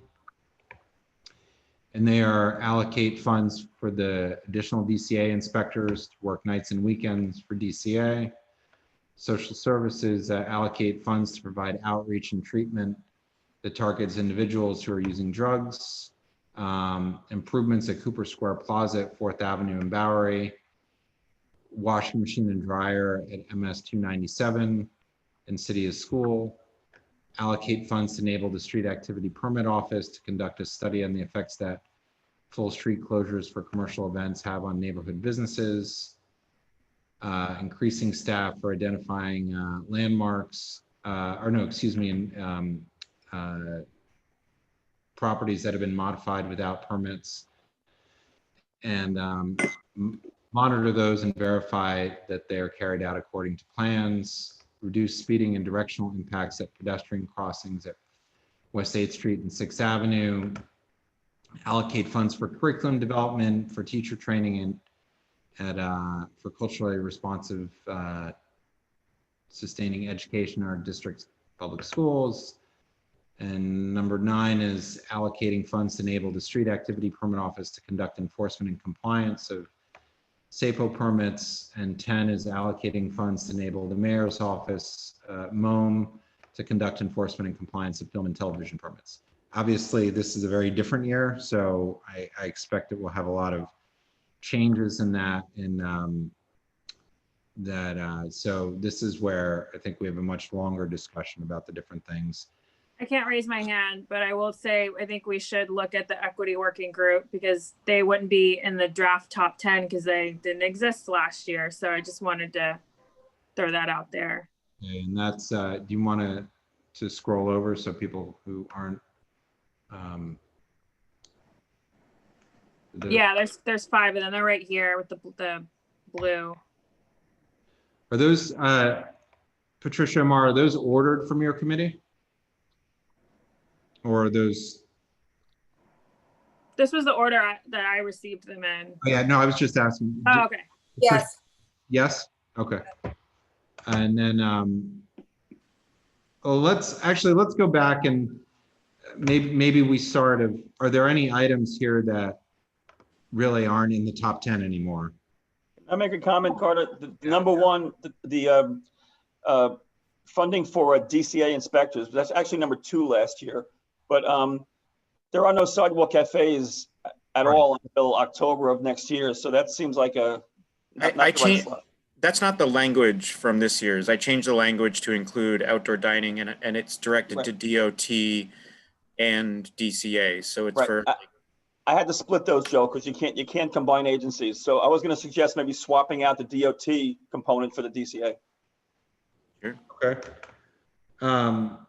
That sounds like it's in the top 10 just from all the conversations. So maybe Valerie, you can just swap that out. Oh, I see it. It's right here. All right, Joe, are you talking about this one? These 2? Yes. Yeah. Okay, so maybe that the number 1 is. I would lower the washer dryer one because I still haven't gotten a straight answer. I think both of the schools are running into technical issues at the building. City of Schools is too old of a building, and 75 Morton may have what they need, but I haven't heard. So I would move that really low. And the 5th item in the equity group is an education thing, is education related, which is to recruit and retain, talented non-traditional public school educators. Because that's a big, big issue. Kids need to see teachers that look like them. But I defer to Patricia and Mar in terms of where those go. But that's an education issue, and we've passed a CB2 resolution on that as well. Okay. Yeah, that's powerful. Can I speak up, Carter, for social services? So are we agreeing to move the? Sorry, Susanna, to cut you off. Please. Are we agreeing to move this 5th one from the equity working group over, or kind of what's Let's move it over, yes, and just put it on the list for now. We can always move them around. Sorry, Susanna. No.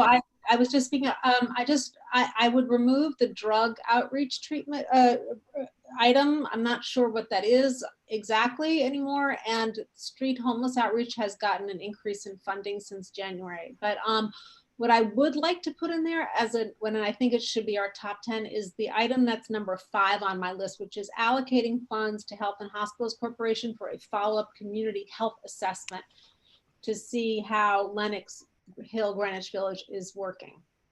I think that's important. Here. Yeah, and this is what we had talked to Dick Gottfried about, right? Yes, exactly. And it's not a huge amount of money, and someone should just freaking step up and do that. And I just want to see if, since I'll just do my committee, to see if there's anything else. I think that I would love to see retroactive contracts addressed, but I don't think it's a budget issue. It's really a policy, organizational issue. I've always would love money to go to Greenwich House. And the other thing I would say, I'm sorry, the other item that I would prioritize is my item number 6, which is allocating funds to Greenwich House to collect data on seniors. Collecting data seems to be a common theme of something that's on a lot of our lists. So those are my 2 priorities. Susanna, Okay, so maybe I'd like to ask Susanna something. That your number 1 for the outreach services to homebound older adults. How do you feel about that? Because that sounded really important too. Yes, you know, this is an ongoing thing. Visiting Neighbors is a small not-for-profit that does outreach, that does this service, and they have been wanting a contract with DFTA for a long time, and they haven't gotten one, so they're running on discretionary funds. So yes, every year we put them into there, and I'm happy to put them in again. I don't know how effective they are as an organization. You know, it seems to be a pretty cost-efficient model, but I don't know how effective they are, but yes, Greenwich House would like them. So that's a good one too. Yeah, I mean, to me, that seems like something that should be up there someplace. So just from a practical Sounds side, like it's a good cause. well, let's just, anything that somebody wants, we'll just move over into consideration, the top 10, Valerie, and then they can be higher up on the list. You know, if we go longer than 10, we'll just leave them as higher up on the list than the other things. So I raised my hand, Carter. yeah, no, I have to say about that. but Shirley, this was an organizational thing because I need to organize how we're talking about it. So we need to put, and so the 2 topics that we want to hear right now are about what we should be adding into that list of consideration for the top 10 and what we should be taking out of consideration the top 10, just so we can narrow the conversation down. Shirley? So do take out that business about because I think it's on the top 10 now, take out the allocate funds to provide outreach and treatment that targets individuals who are using drugs. Really? Thank you. Oh, thought that was a good one too. Yes, except surely that street homeless outreach has gotten an increase in funding since January, and I don't know that there is any particular funding for outreach for drug use. So I don't think it makes sense. And then, you know. And then Valerie, the top one right now, that should be swapped with the DOT one. Well, no, because that's what I had raised my hand about. Our priorities have changed in 2022. So we have very different priorities now in traffic and transportation. But So, isn't it, it's one of it's this one, right? Yes. Under quality of life? Yes. Yeah. That's not the OT. Okay, that's the OT. Trying to get the list organized here. So. All right, Shirley, go ahead. Yeah, so if I could take a look at 2021, and I can tell you what to put down, which would be, so Cooper Square Plaza is still important, but it can go down a little bit. I mean, we had it as what, number 2? Yeah. It could be like 5 or 6 or something. And what our priority right now is to extend the bicycle lane on 6th Avenue from 8th Street and Greenwich Avenue to Canal Street. And we had asked for it during the pandemic, but in conversations with DOT, they actually said that they would be more prone to just do it as a permanent thing. They've already done 36, they just put in 36 to 59th Street, I believe it is, on 6th Avenue. And this would be the next logical step for them to do.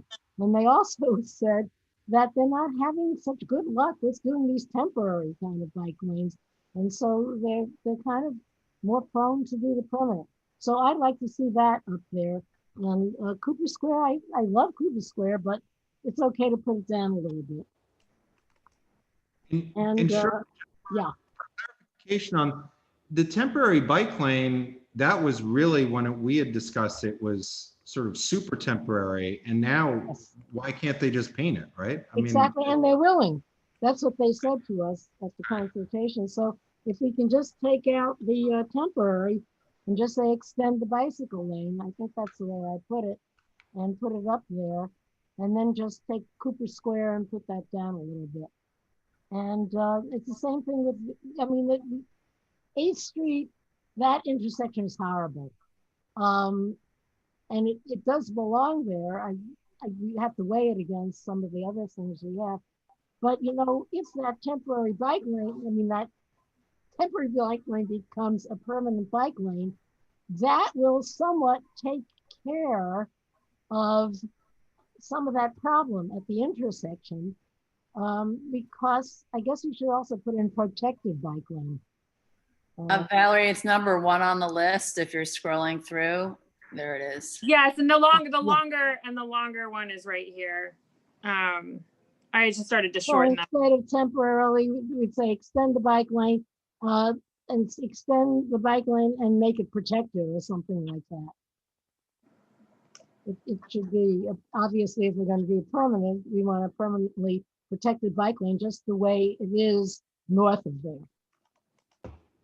and then Are we changing the language here, or I'm sorry, Yeah, are we that's changing? fine. That's fine, Valerie. Put in protected there. Yeah, just Okay, like that. perfect. Yeah, I'll make sure Bob you gets have it. a protected bike lane right now up to Greenwich, so it would be extending the protected bike lane, and that's fine. And then removing temporary. Yeah, just take away temporary. Okay. Yeah, we don't need it now because we've got this. become a capital project, or is that still an expense? No, it's an expense. DOT calls anything where you don't use concrete, although you would in this case. That's what I'm saying. If the word temporary is in there, it stays. It's a protected bike lane, but wait a minute. No, what we do with the protected bike lane, we do have some concrete because it's at the crosswalk. You're right. Otherwise, it's protected by automobiles. Yeah. I'm just saying that the maybe we temporary gives them the, you know, we all know it's more than putting the cones up for temporary, but we may want to leave that because then it's still an expense. So I'm just. we should then maybe put it into the capital for the extended bike lane, because from what DOT said, they're not going to do the temporary bike lane. So why would we ask for it if they're not going to do it? Okay, then it should be in the capital then. So, yeah, so let's put it way up there in the capital, in the 10. Although what is the Fifth Avenue protected bike lane considered? There's no capital expense there because they didn't pour the concrete. So it's kind of fuzzy. We just want to make sure it's in the right place. That's all. Right. But it could be still a permanent bike Yeah. lane. It could still Okay, be. we're talking about, Janet, we're talking about the permanent bike lane, extend the protected bike lane. So we're trying to decide whether that goes into capital. Right, and I'm just saying that the Fifth Avenue bike lane, which is considered, is a protected bike lane and permanent, they did not pour concrete. So I don't know if it's expensive. Oh, that's true, except that the protected bike lane right now on 6th Avenue does have concrete and Right. crosswalks. Okay. You know what I mean? So it is confusing. But since Are you're facing capital, maybe that would be a good place to put it. Whatever the case, DOT is planning to do it when they can. Shirley, I had thought that Ed Pinkar, I had thought Ed Pinkar had said if they're not pouring concrete, that it fits more, from their perspective, it fits more reasonably into the expense category. Right. And I think it's more Yeah. likely to happen. There, Makes you know, sense. it's an easier lift. So then should we leave it in expenses and just put it up there in expenses? And just for practical considerations, if there was an expense and they went back later and added more to the protection, right? You know, didn't do the concrete right now, they may do it later, who knows, right? I mean, True. are they gonna, you know, so maybe it should just stay an expense, just to Janet's point, that it's more expedient, just getting it done. Yeah, Getting that the is paint just a good down point. is really the most critical thing, right? In creating the lane, and then moving the other parts is maybe secondary. Yeah. You could, you know, you could split it, put the request for the lane in the expense and put request for for concrete curb protections for the lane in Capitol. That seems too much. I mean, that's true. Too much. Usually protected bike lane infers a certain kind of design. And the design is usually, and Janet, you correct me if I'm wrong, it's usually automobiles as the row of protection, and then at the crosswalk, you do have a concrete protection as you go through the crosswalk. But lately, you know, just to get these things done, like the one on 6th Avenue that was just finished, there's no concrete Oh, pouring. really? The one on 36, I mean, enough. Yeah, they just have that pebbly stuff. Yeah, and that seems to be what they're doing a little bit more, right? Or all those, the bump outs with the pebbly stuff on the, or painted, right? You know, so that might, Do painting. Yep. because if they're doing it fast, that's probably what they would do, I would think, because then they could do it next week. I say leave it in expenses. Yeah, okay. All right, so, and then, I mean, I have a couple of others which I feel have priority now because they have promised after our consultation with DOT, and that would be the other two on the list. Well, I see 4 protected barriers of record, but no, this would be the continuous shared street. And DOT is very favorable to doing that. So I would feel that the continuous shared street should go above whatever was higher last year. There was fiscal year. This one? Yes. Number 2, you want to add that to the, do you want me to move that over to this column? Yes. The top 10, okay. Top. And then But also, one needs to go over into that column also. Oh, okay, perfect. Thank you. Oh, yeah, one has to go in too. Okay. I didn't know we didn't do that. Yeah.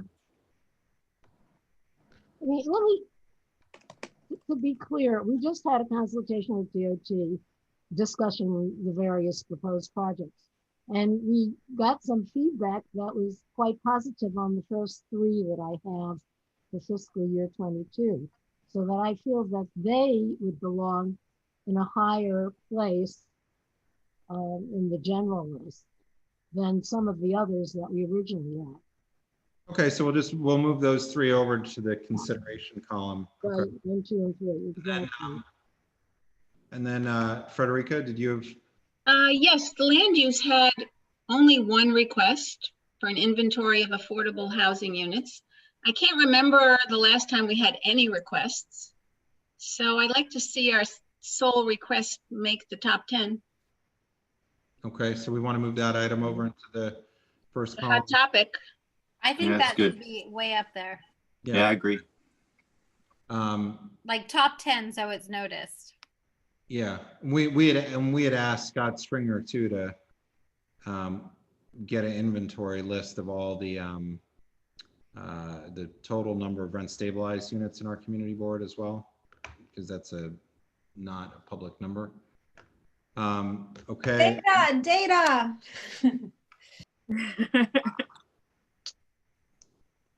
Thank you. Yep, Donna.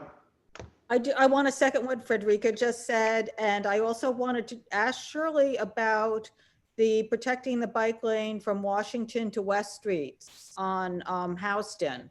Yes, okay, so again, the consultation with DOT, Donna, they were not very encouraging about it. So I think we should certainly have it in as a possibility, but not. Surprising. I'm surprised about that. Top. Yeah, but they, as I said before, they somehow are very iffy about these temporary things. They said they're just not working.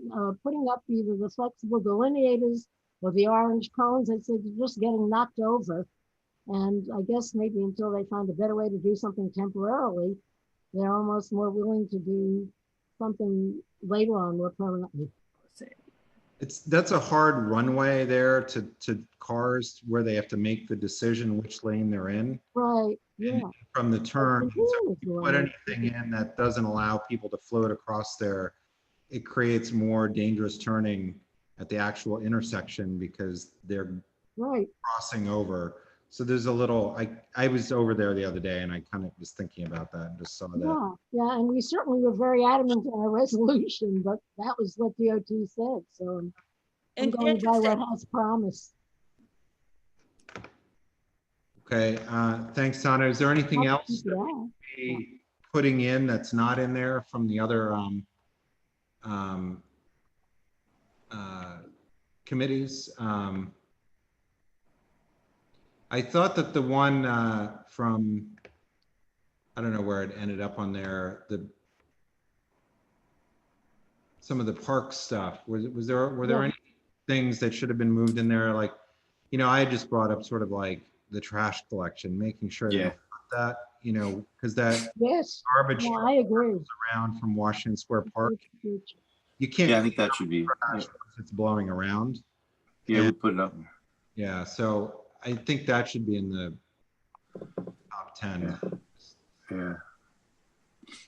I really noticed that recently, you know, once the trash is in plantings, it's really difficult to get out. And so keeping it out of there should be, you know, even on the street in the tree beds, you know, tree pits, anything. Anything else? What number was that, or did that? It got moved. Okay. That was #1 in parks. Got Yep. Oh, It's right rat. here. Rat control? Anyone interested in rat control? Who isn't? Who isn't? But it sort of goes hand in hand with trash. Yeah. So I didn't.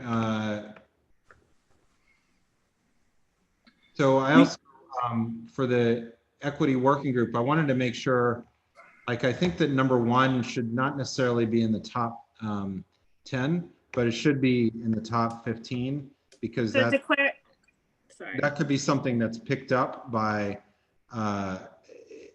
you know, a smaller budget somewhere, and because these aren't probably would not be significant money wise, but it definitely is something that we should have on the list because it's not hard to do once we start identifying some areas. And I don't know about the other items. Do you guys want to speak to any of those? If they should be in the upper? Anyone? Just so everyone knows that I'm you're just following along.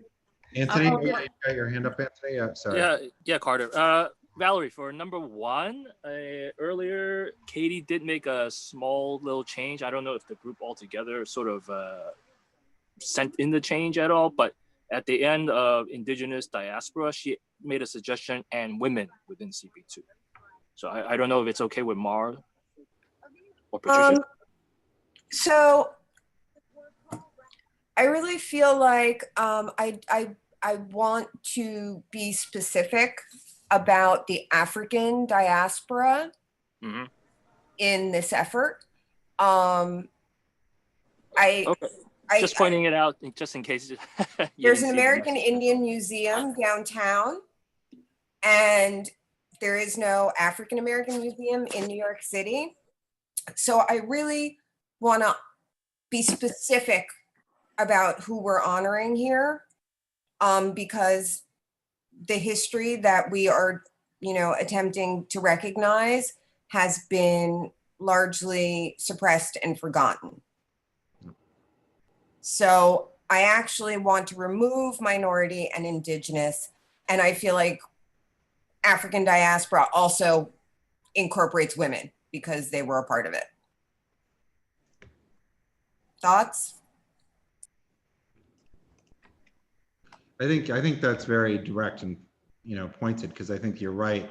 You know, other groups do have, you know, we just see it on a regular basis that there's a lot of advocacy, and that's really what we're looking specifically for in our community. And I think that that's something we just want to make sure that any other expense items that could be funded by our local electeds or anybody else, that we just specifically identify that, because we do have, you know, I think within the city we're seeing a lot more recognition of the other groups, and that's already happening, but not specifically in our board with this, which I think. So I think. And to clear something up, Mar had chatted with me privately to combine number 1 and 2. So if anyone's looking at the Word document that was sent out, that is why there's only 4 items listed here now. And I just need to know, Mar, what is the agency? Because there were 2 different ones for those 2 items. Yeah, I think when we originally sent them in, there were a few agencies because we weren't sure, and that's why they got split in the first place. I believe it's Cultural Affairs. Okay. If you guys think that fits. I agree. Yeah. Okay. Thank you. So in number 4 on there, Janine had mentioned before putting that at least in the higher column since we'd already supported, right? For the so number 4 under the equity working group should be moved over to the main column, and then number 1 should be moved over to the main column, and we'll figure out the ordering in a second. Is there anything else that's sort of that's I have a question. I'm confused. I thought that in traffic and transportation 1 was going to move into the main column, and that because that would take care of the 8th Street corner, we were going to remove that. So I thought we were moving 1 and 2 into the top 10. It was 1, 2, and 3. Into the and top. the 8th Street corner can go way down below. Yeah, So priority right now. So those are supposed to be into the top 10. 1, 2, and 3. Yeah, I think Val removed them, didn't you, Val? No, they're still and just under traffic and transportation, but they haven't 1, 2, and 3 into the top 10. So Right. is that the intention to move those into the top 10? Yeah. Yeah, no, that's what we're doing right now. Okay, well, they're not there. It hasn't been done, so that's why I'm just mentioning it. Well, thanks for noticing, Jack. I thought it had.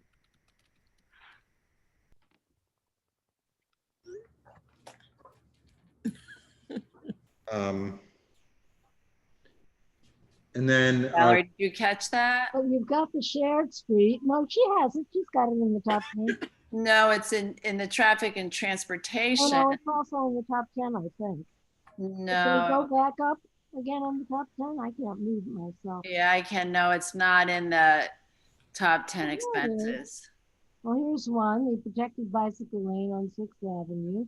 Isn't that in the top 10? Oh, now I have to refresh.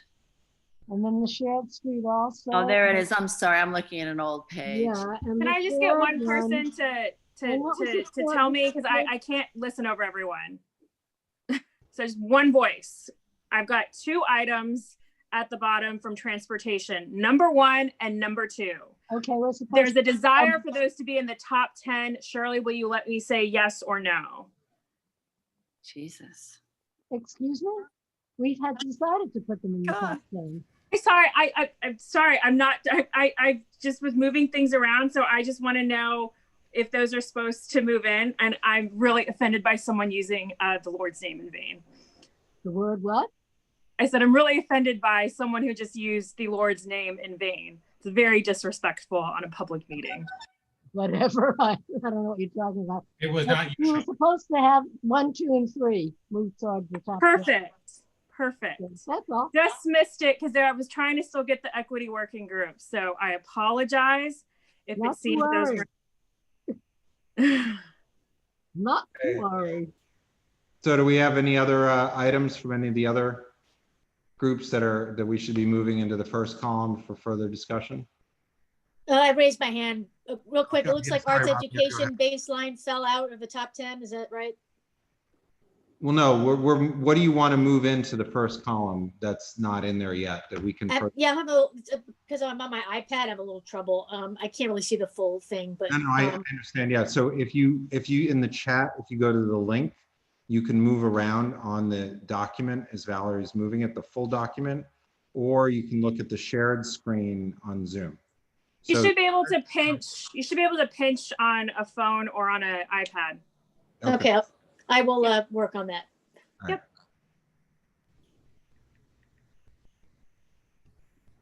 All right, so we've got everything over in that should at least be in the higher levels. So okay. Can we just look at the whole list at the top? Of course. Yeah. So now we're we're gonna go and we're gonna focus on the main sort of putting everything in order for the top 10. There are 19 on the list right now. Well, I think, Valerie, I think number 3 is not in the fiscal year 22 top 10. I may be wrong. You're but- correct. I do not see it. You are correct. I'll move it. Okay. Sorry about that. Thank you. So I think that we've got a lot of different things here. Which is there anything that obviously should be in the top 5? Oh, I've got some hands up. Janet, you have your hand up? Oh, wait a minute. I saw some things that looked interesting in other committees. Now, what the heck was it? Donna, you have your hand up? I'm going to go for quality of life with just what's going on now to get additional DOT inspectors working to do something with that. Okay, so that should say. In there, right? We may want to,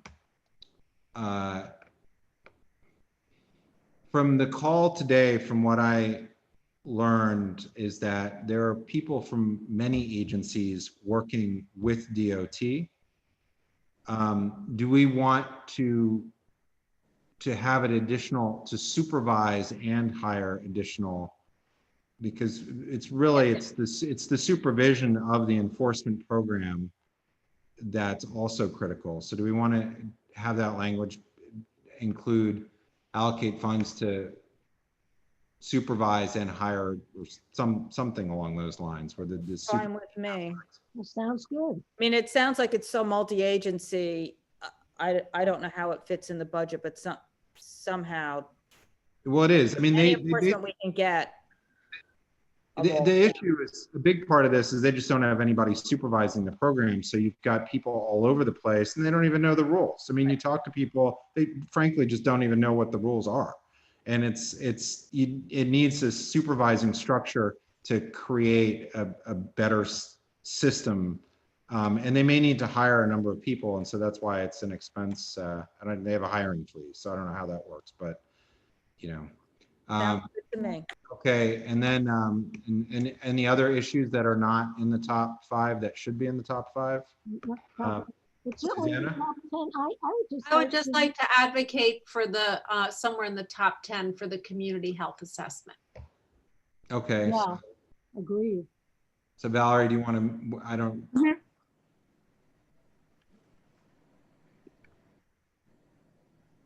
So that would be the 3rd from the bottom, move that up. And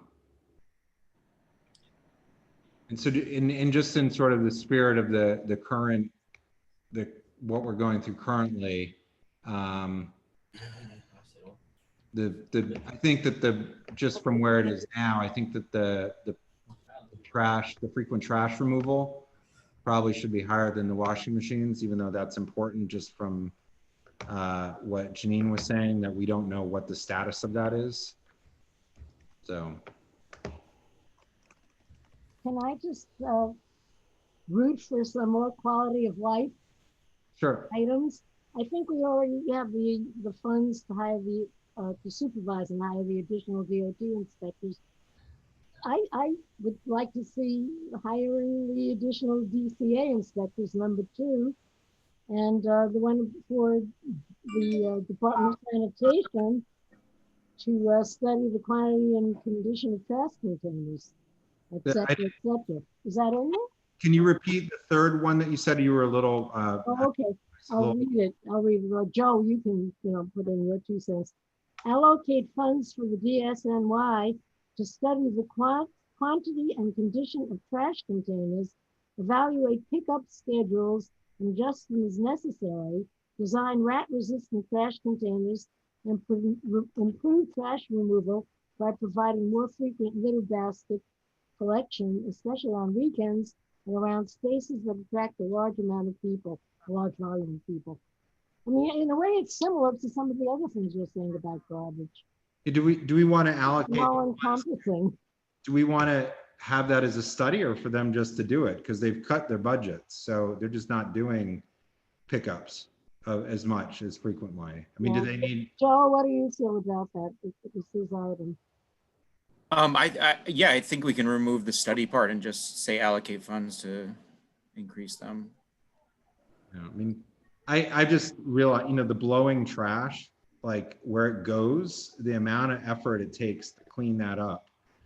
Because right now we have the parks one in there now for more garbage cans, and this one would be for other areas, right? Yeah. I'm gonna move it so Can we we can. combine all of it? We can't do that, can we?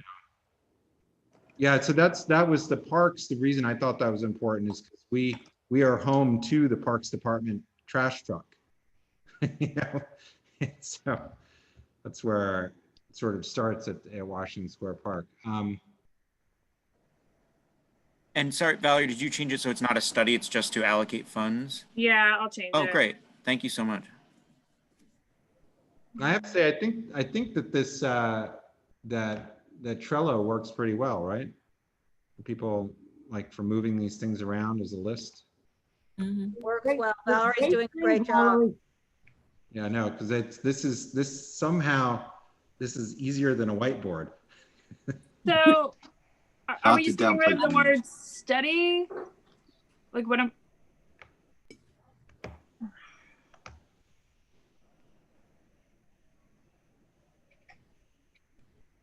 Okay. It just kind of needs to be rewritten. Yeah. So are there any other? I haven't been looking. Carter, I would advocate for the equity working group. What was number 5, allocate funds for the NYC Men Teach to recruit, train, and retain talented non-traditional public school educators. Right. Yeah, I think that's. We have that on there. No, but she's saying moving it up. Oh, okay. Yeah, and I would move the washer dryer one down. Okay. Do we want that in the top 10, Janine, or what's your? No, I wouldn't put it in the top 10 because City of School is having trouble figuring out how to put in their old building, and 75 Morton may be okay. Okay. I would move up the teacher training or CRSE. Yeah. So do we? And that was my other question: is do we want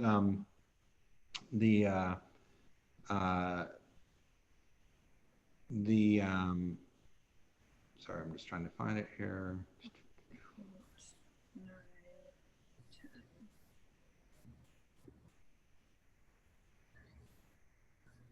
So even though the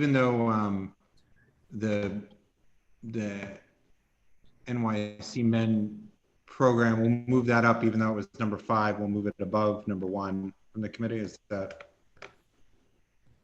just because that's obviously a huge program? No, I guess I'm just talking. It's in place number 6 right now. Okay. You want it further? Do we want it further up? Oh, no. I was just saying it's above the number 1 priority. So I just want to make sure we don't lose sight of the fact that one is important too. Carter, what you're saying is it's the number 1 priority above the number 1 priority of the equity working group.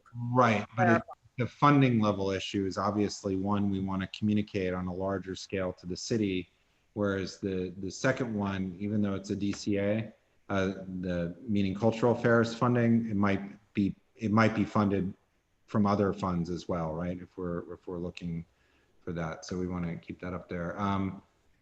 And as far as, are there any other? To the DCA comment, Bob, when if they don't start until September, I think that we may want. I think that Shirley's right, because this is something we talked about of how are the sidewalks if the program is expanded. DCA, when those are moved back to DCA, needs to dramatically expand. And they're probably going to take everybody who already works there and put them on the licensing side. And so they won't have any inspectors. So I think that's a very good point, because you're on mute. I don't think that would happen. DCA has its own enforcement division, which is pretty independent. So, I mean, the issue in the past has always been that they only had enough inspectors to cover the daytime, and they never sent them out on nights or the weekends.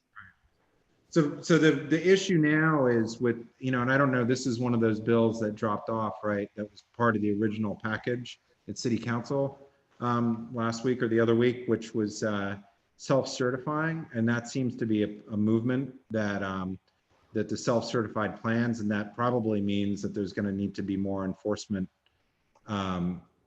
So I think that is important, even though it's a little bit of a ways off. It's a statement, as far as that we know in advance it's going to be an issue.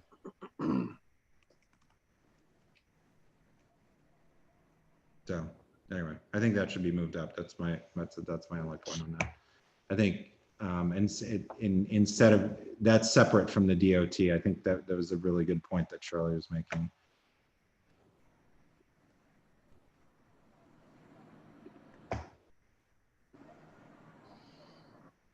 Anyone else? Are we good on this order, or do we want to?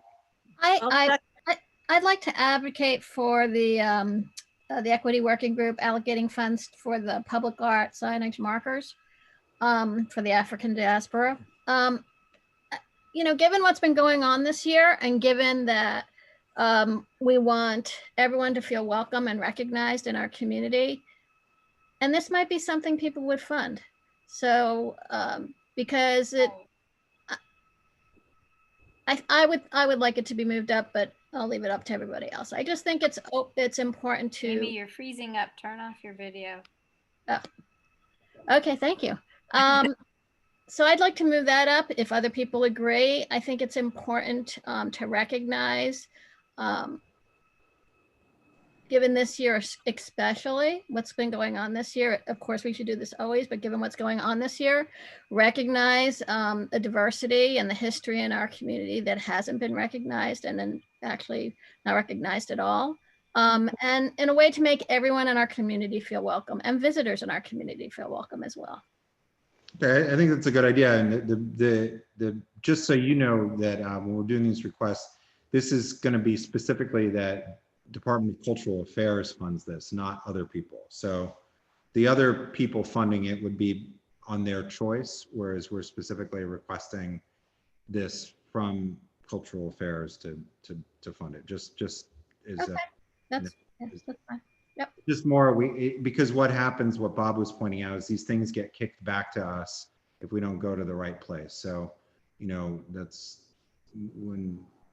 But I think you're right that this makes it a point to our other electeds that they see it, that we can use, as I said before, we use this list to also request other things, except those have all been capital in my past experience. But all right, anybody else on any of these items? I'm talking a lot. I have one question about one of the points in the equity working group, which to me seemed awfully important, was the funds for the mandatory diversity, equity, inclusion, and anti-bias training. Is that in there, or is that no longer part of it? Or it's well, we've told about it. I mean, it's what we've been told. I could use. We've been told that that we are going to be offered this training. It's not mandatory yet. The question was whether CHR or if this is in fact a request to the borough president's office. Because I don't think CHR is the right agency personally, but maybe it is. I don't know. So I don't know, Bob. This might be one. If you find out who the funder of that would be. That is who has been doing the trainings that we've been attending for everybody. Right. From the discussions that I had with another community board chair, I had not personally been to those trainings. They did not feel that those were appropriate trainings for the spirit of what we have been discussing. That those trainings were, you know, what was available right now and they'd made available to people. I mean, I don't know if you feel differently. That's, like I said, I didn't attend any of them, so I don't know. No, they were definitely anti-bias light. Um, so, but I don't know what the agency would be. I mean, I don't know. Why Gail, you know, the borough president's office pays for the trainings that they offer. So I mean, Bob, is that right? I don't know, Carter. I was preoccupied over here. Yes, she does pay for them. So is that the agency, MBP office? Yeah. Okay. Or if we're asking it for all community boards, who allocates the money? I don't know. See what I'm saying? If we're saying for community board members, there are 5 boroughs under 5 borough presidents. And if Yeah, but it's not our role we're not going to say what the entire city needs. We're talking about our own needs. And I think that community board training goes through each. Reading the way it's written, Susanna, which is, we're not saying mandatory for community board 2, it's mandatory, you know, then we should say in Manhattan, if we want to limit it to Gale, or, you know, whichever. We just have to really not have these kicked back, you know, by just identifying. So we want to say Manhattan, is that? Yes, MBP. Yeah, okay. And number 2? Yeah, and so move that over into the main list, I guess. And Cormac? Oh, right. Well, has my hand up. Oh, right. I wanted to, I just had my hand up before because I wanted to second what Amy said. I mean, we don't, you know, obviously our commitment to, you know, in the working group is not just about symbolism, but at this moment in history, visual manifestations like of our commitment, I think are important for us as a community, and this would be highly visible. And so I think it deserves to be a high priority. Okay. And then the other was the community health assessment. We wanted to have that in the top 10, right? That was an important one.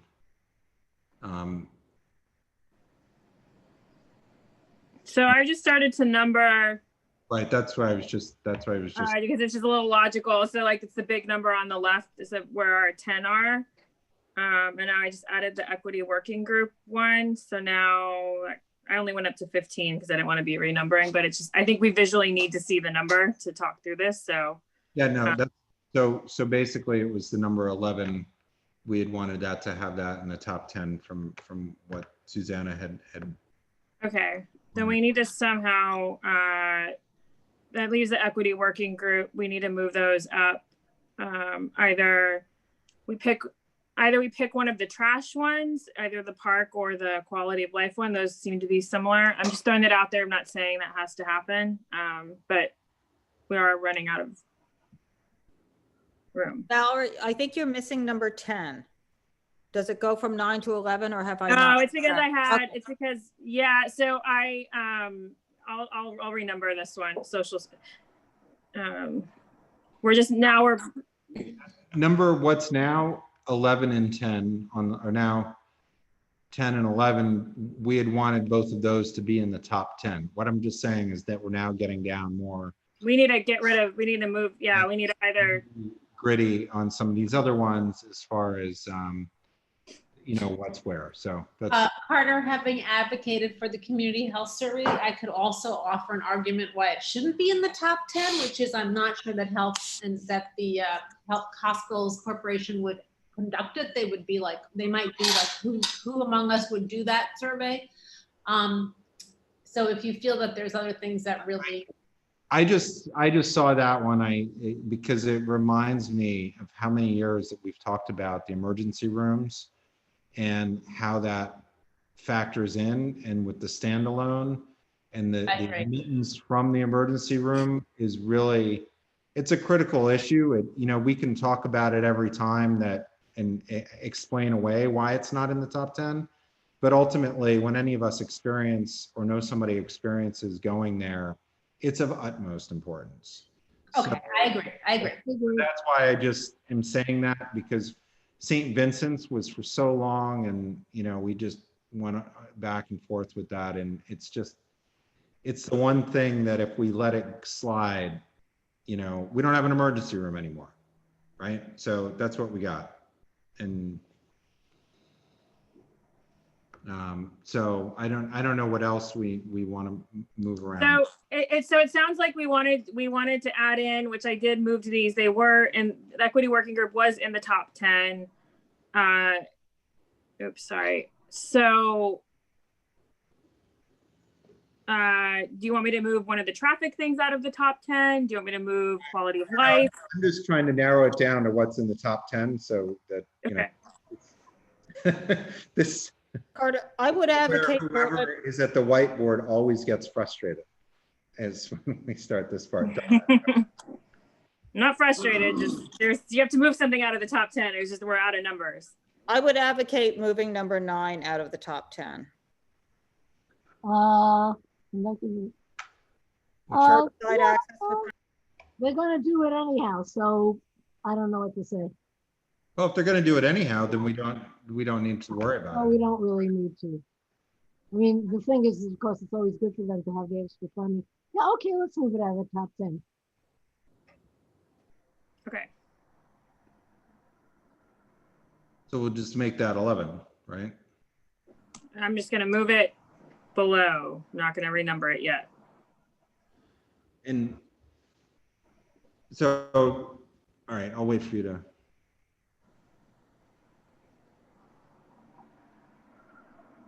Okay, so that's 9, 10. Do you want to put 9 and 10 on there to the? Yeah. Just so nobody's, all right. So we now have numbers 1 through 10 on there. Is this, everybody's happy with the order? Should we change things around? Sorry, I started numbering these. And when you're done, Val, if you can just scroll. Yeah, I will. I'm just going to take off these numbers because they're not really helping.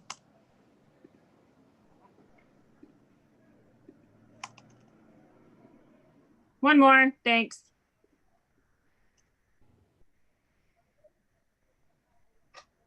Okay, so do I need to read these out or can everybody see them? Right, You can see them. All right, we can see them. So these look good to everybody?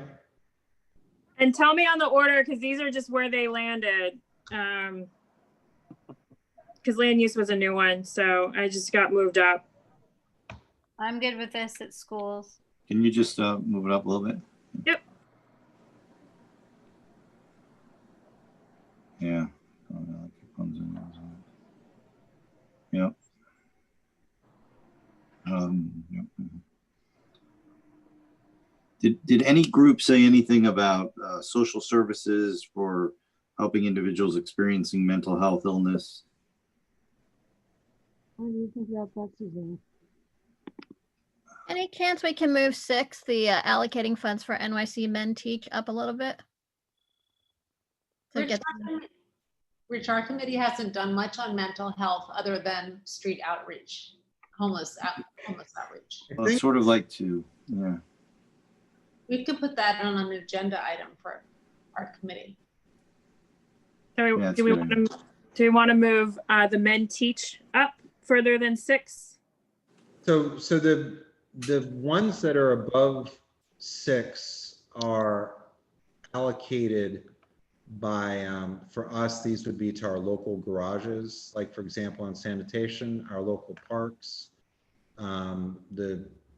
For us, it would be targeted for the affordable housing. A lot of it is directed at us, whereas 6 is not directed at CB2. And so I'm just saying that the top 5 are really specific to us. So I'm fine with moving things around. I'm just pointing that out as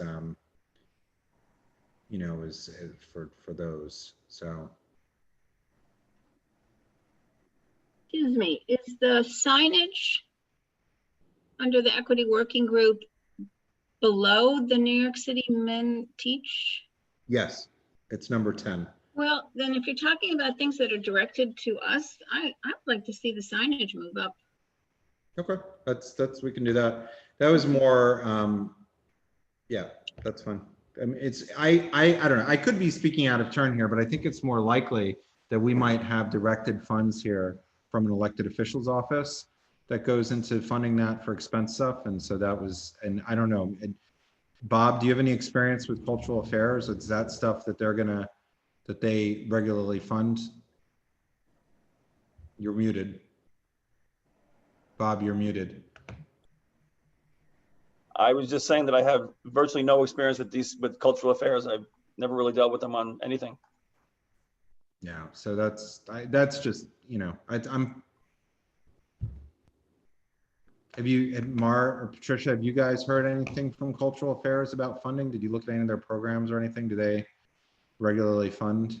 Yeah, there are a number of programs that they have that would fit this.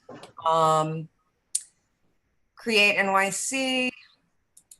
Let's see what else. I mean, we just, we talked about it, excuse me, I'm sorry, albeit briefly when we were doing it. And we thought that culture, I mean, there were so many different ones that would fit, but really cultural affairs, I think, encompassed the whole project, the whole idea, the whole concept more than any of the other agencies, even though it could be incorporated into landmarks. It would also concern parks a lot of the time because a lot of these things will happen inside parks. So, Yep. you know, cultural affairs seemed like the umbrella. Got it. Okay. I don't know. Do you agree? Does anybody? I'm just, yeah, I'm just wanting to make sure that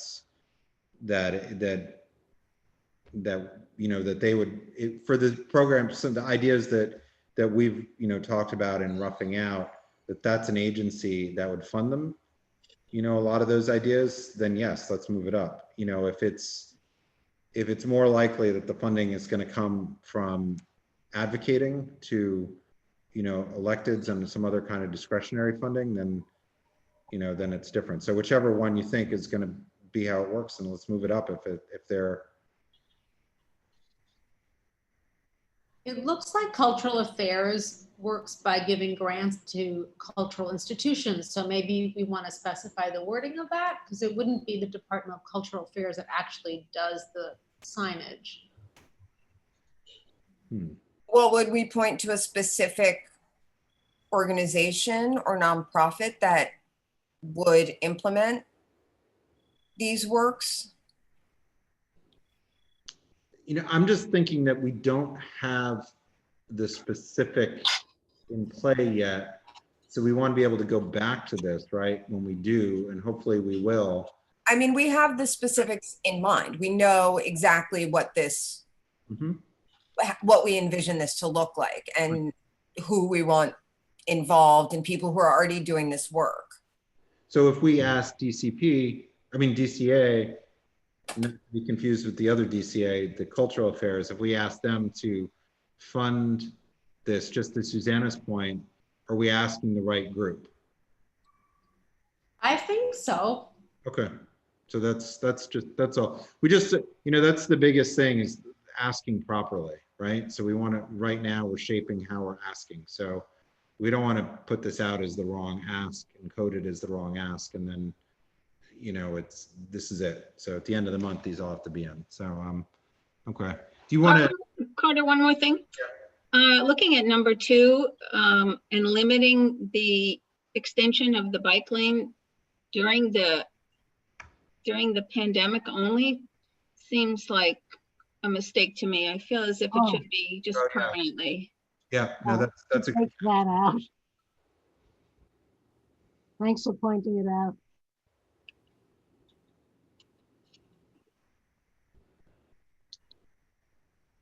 And so which So we want to move up. Oh, okay. All right. So it's Which one? so Yeah, just take out the. so number 10 is most- now number 6. If we want to move it higher, which one do we want to move lower?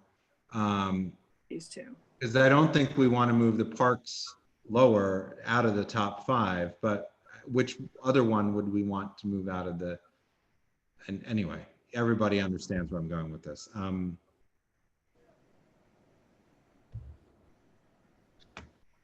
Anyone?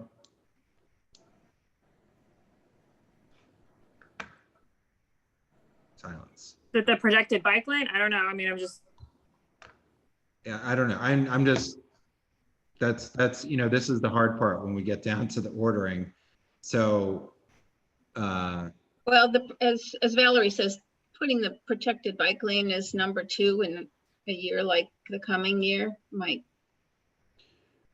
well, I'm Well, gonna it may happen. Is the point. say that the reason number 2 is important is because it's connecting city infrastructure in a way that a lot of people are moving around the city, right?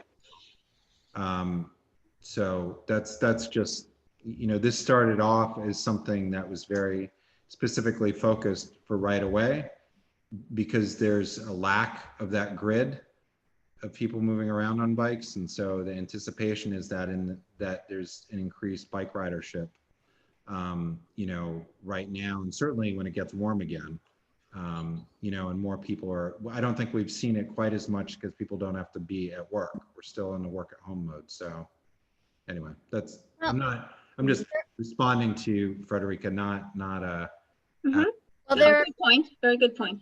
There are 2 trash related ones in the top 5. Can we move one down to 6? but they're both different. I understand they're both different, but they're both trash related. They're not. They're one's park department and one's sanitation, and they're 2 different things. You can't weigh one or the other as more important or less important because they're 2 entirely different things. I'm I just mean, but saying, they are both trash. I mean, you can't, that's a fact. they're 2 quality of life. I know they're not, one's a parks and one's quality of life, but they are both trash. Just one's in parks and one's not. So what's the proposal to separate them a bit?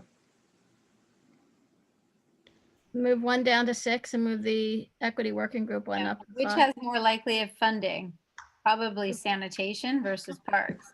Yeah, I agree. We're going to go to 2 different. And that's sort of what, you know, the point was of why we're putting the parks in there, because that's where we go to sit and enjoy ourselves, and we don't sit on the street, you know. And so I'm just saying, you know, is that if you've been in any of the parks, you know, when the trash is really overflowing, it really is a direct impact on us. I'm just saying that. No, I agree with that. I agree with that. Sanitation is a larger issue, but I don't know, Bob. I don't know if you know. Do the garages have an opportunity to make decisions on their bin pickups, or is that come down from on high? It comes down from on high. Okay, so maybe that's the one. I think they should get rid of the trash cans in parks. And then everybody will walk their trash out to the corner, and then there's just one pickup. Wouldn't that be nice if we really did that? Well, they wouldn't do that, but you do a little bit more of that. I mean, at Elizabeth Street Garden, there's no trash, and people just carry it and carry out. So should we move the sanitation then down if we're gonna, I don't know. I mean, is parks, Rich, do you think that there's any in Manhattan? I mean, how does that decision break down on running the routes of that trash truck? Who do you think's making that decision? Gosh, I have no insight. If I were to even step forth a theory, I'd be making it up. I don't recall there any conversation about that. Rich, don't parks have their own funds for some sanitation? I know when I asked for garbage cans from Hospital Park because ours on West Street were overflowing, quickly 4 trash cans were put in the park. It really helped mitigate the overflowing trash cans. Yeah. So I see your point. Carter had asked about the path or the process by which they're emptied. You're asking for increasing the capacity, right? Yeah, that's correct, but that's right. Yeah. If related, yeah, could help. I only remember this discussion because Coral had brought it up, right, of that, and the garbage truck, you know, that's always parked on the south side of Washington Square Park. Right. You know, like the loops that it does. So that was the only, and I assume if, you know, but it's also, that's a good point that Dan brings up, is that the parks are being used a lot more. You know, and maybe that's what we're seeing is higher usership. I don't know, when we get, I think that's true. We'll see if that continues as the cold weather comes in. What's that? Janine? I say go. You're You're muted. muted. I was saying just to go with parks. Sorry, my internet is unstable. Go with parks, keeping them in the top 5? Yes.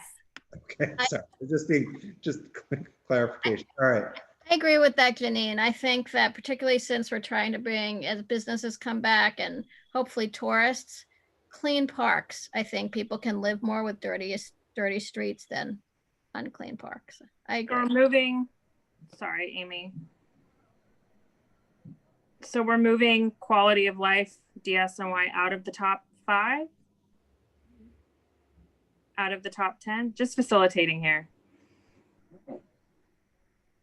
I'm getting no answer. Yes, moving the DSNY down to number 6. Okay. And moving the equity working group? Well, that would automatically rise up to 5, right? So if we renumber them, and then for them. Well, hold on. Does this numbering look good, or why don't you renumber them and then we can go through them one last time, and then we're good, or do we need more discussion? I would just say, like, from a I would. Sorry, it's just loading slow.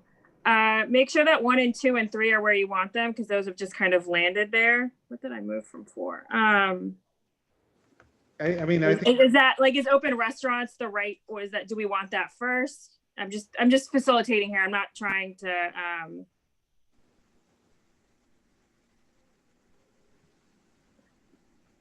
Well, it's certainly the concern of the moment, right?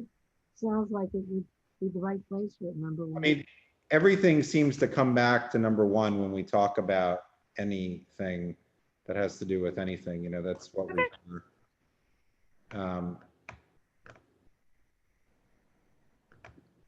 And I think that the affordable housing one is really important right now. That just ties into a lot of different things that we're, you know, that the city's talking about, that we're talking about, and it actually seems like it's the right time that they would actually do this, even though, you know, it's surprising that they don't have this.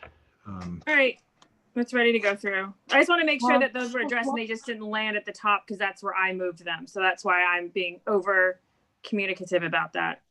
Valerie, we just have to take out the last few words in the protected bike lane during the novel coronavirus pandemic. During the novel coronavirus pandemic, because it's broader now than just that. Right.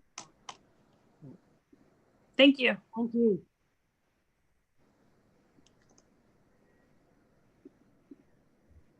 Okay, so want to everybody has a chance here to look at the top 10. Do we want to everything's renumbered, it's all good, everybody's happy? The top 10. Okay, everything else is the order that they're in. Good. Do we want to move anything up? Is there anything not in the top 10 that should be up between 10 and 15? I mean 11 and 15?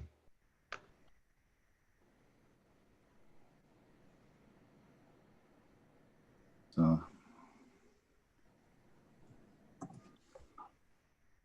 this is 11, 12, 13, 14, 15. This is Cooper Square Plaza. I can also see what's below 15, if that's helpful. All right, I'm not seeing any hands. I mean, is there anything under here that in looking through the list that, that somebody's going to bring up at the full board meeting about being higher, that should maybe be higher now, so we don't have to talk about it then? I just bring that up because, that's always a possibility.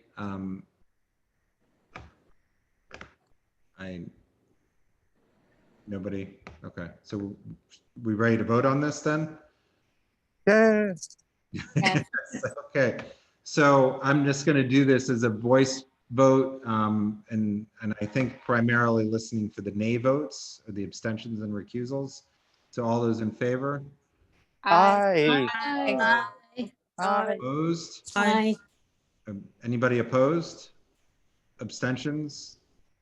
Recusals? No? Okay, so we have gotten past the capital and the expense side of these things. Is there anything else that we need to discuss this evening? Nothing except adjournment, I guess. All right. So is there a motion to adjourn? Motion to adjourn. Second. All right. Thanks, everybody. And Bob, you and Valerie can work together. Yeah, and thanks, Valerie, for that. You'll work. Thank you, Valerie. Thank you. Thanks, Valerie. Thank you very much. Thank you, Val. I'm frozen. It's weird. Oh, there you go. Bye. Bye. Everybody. Bye. Bye.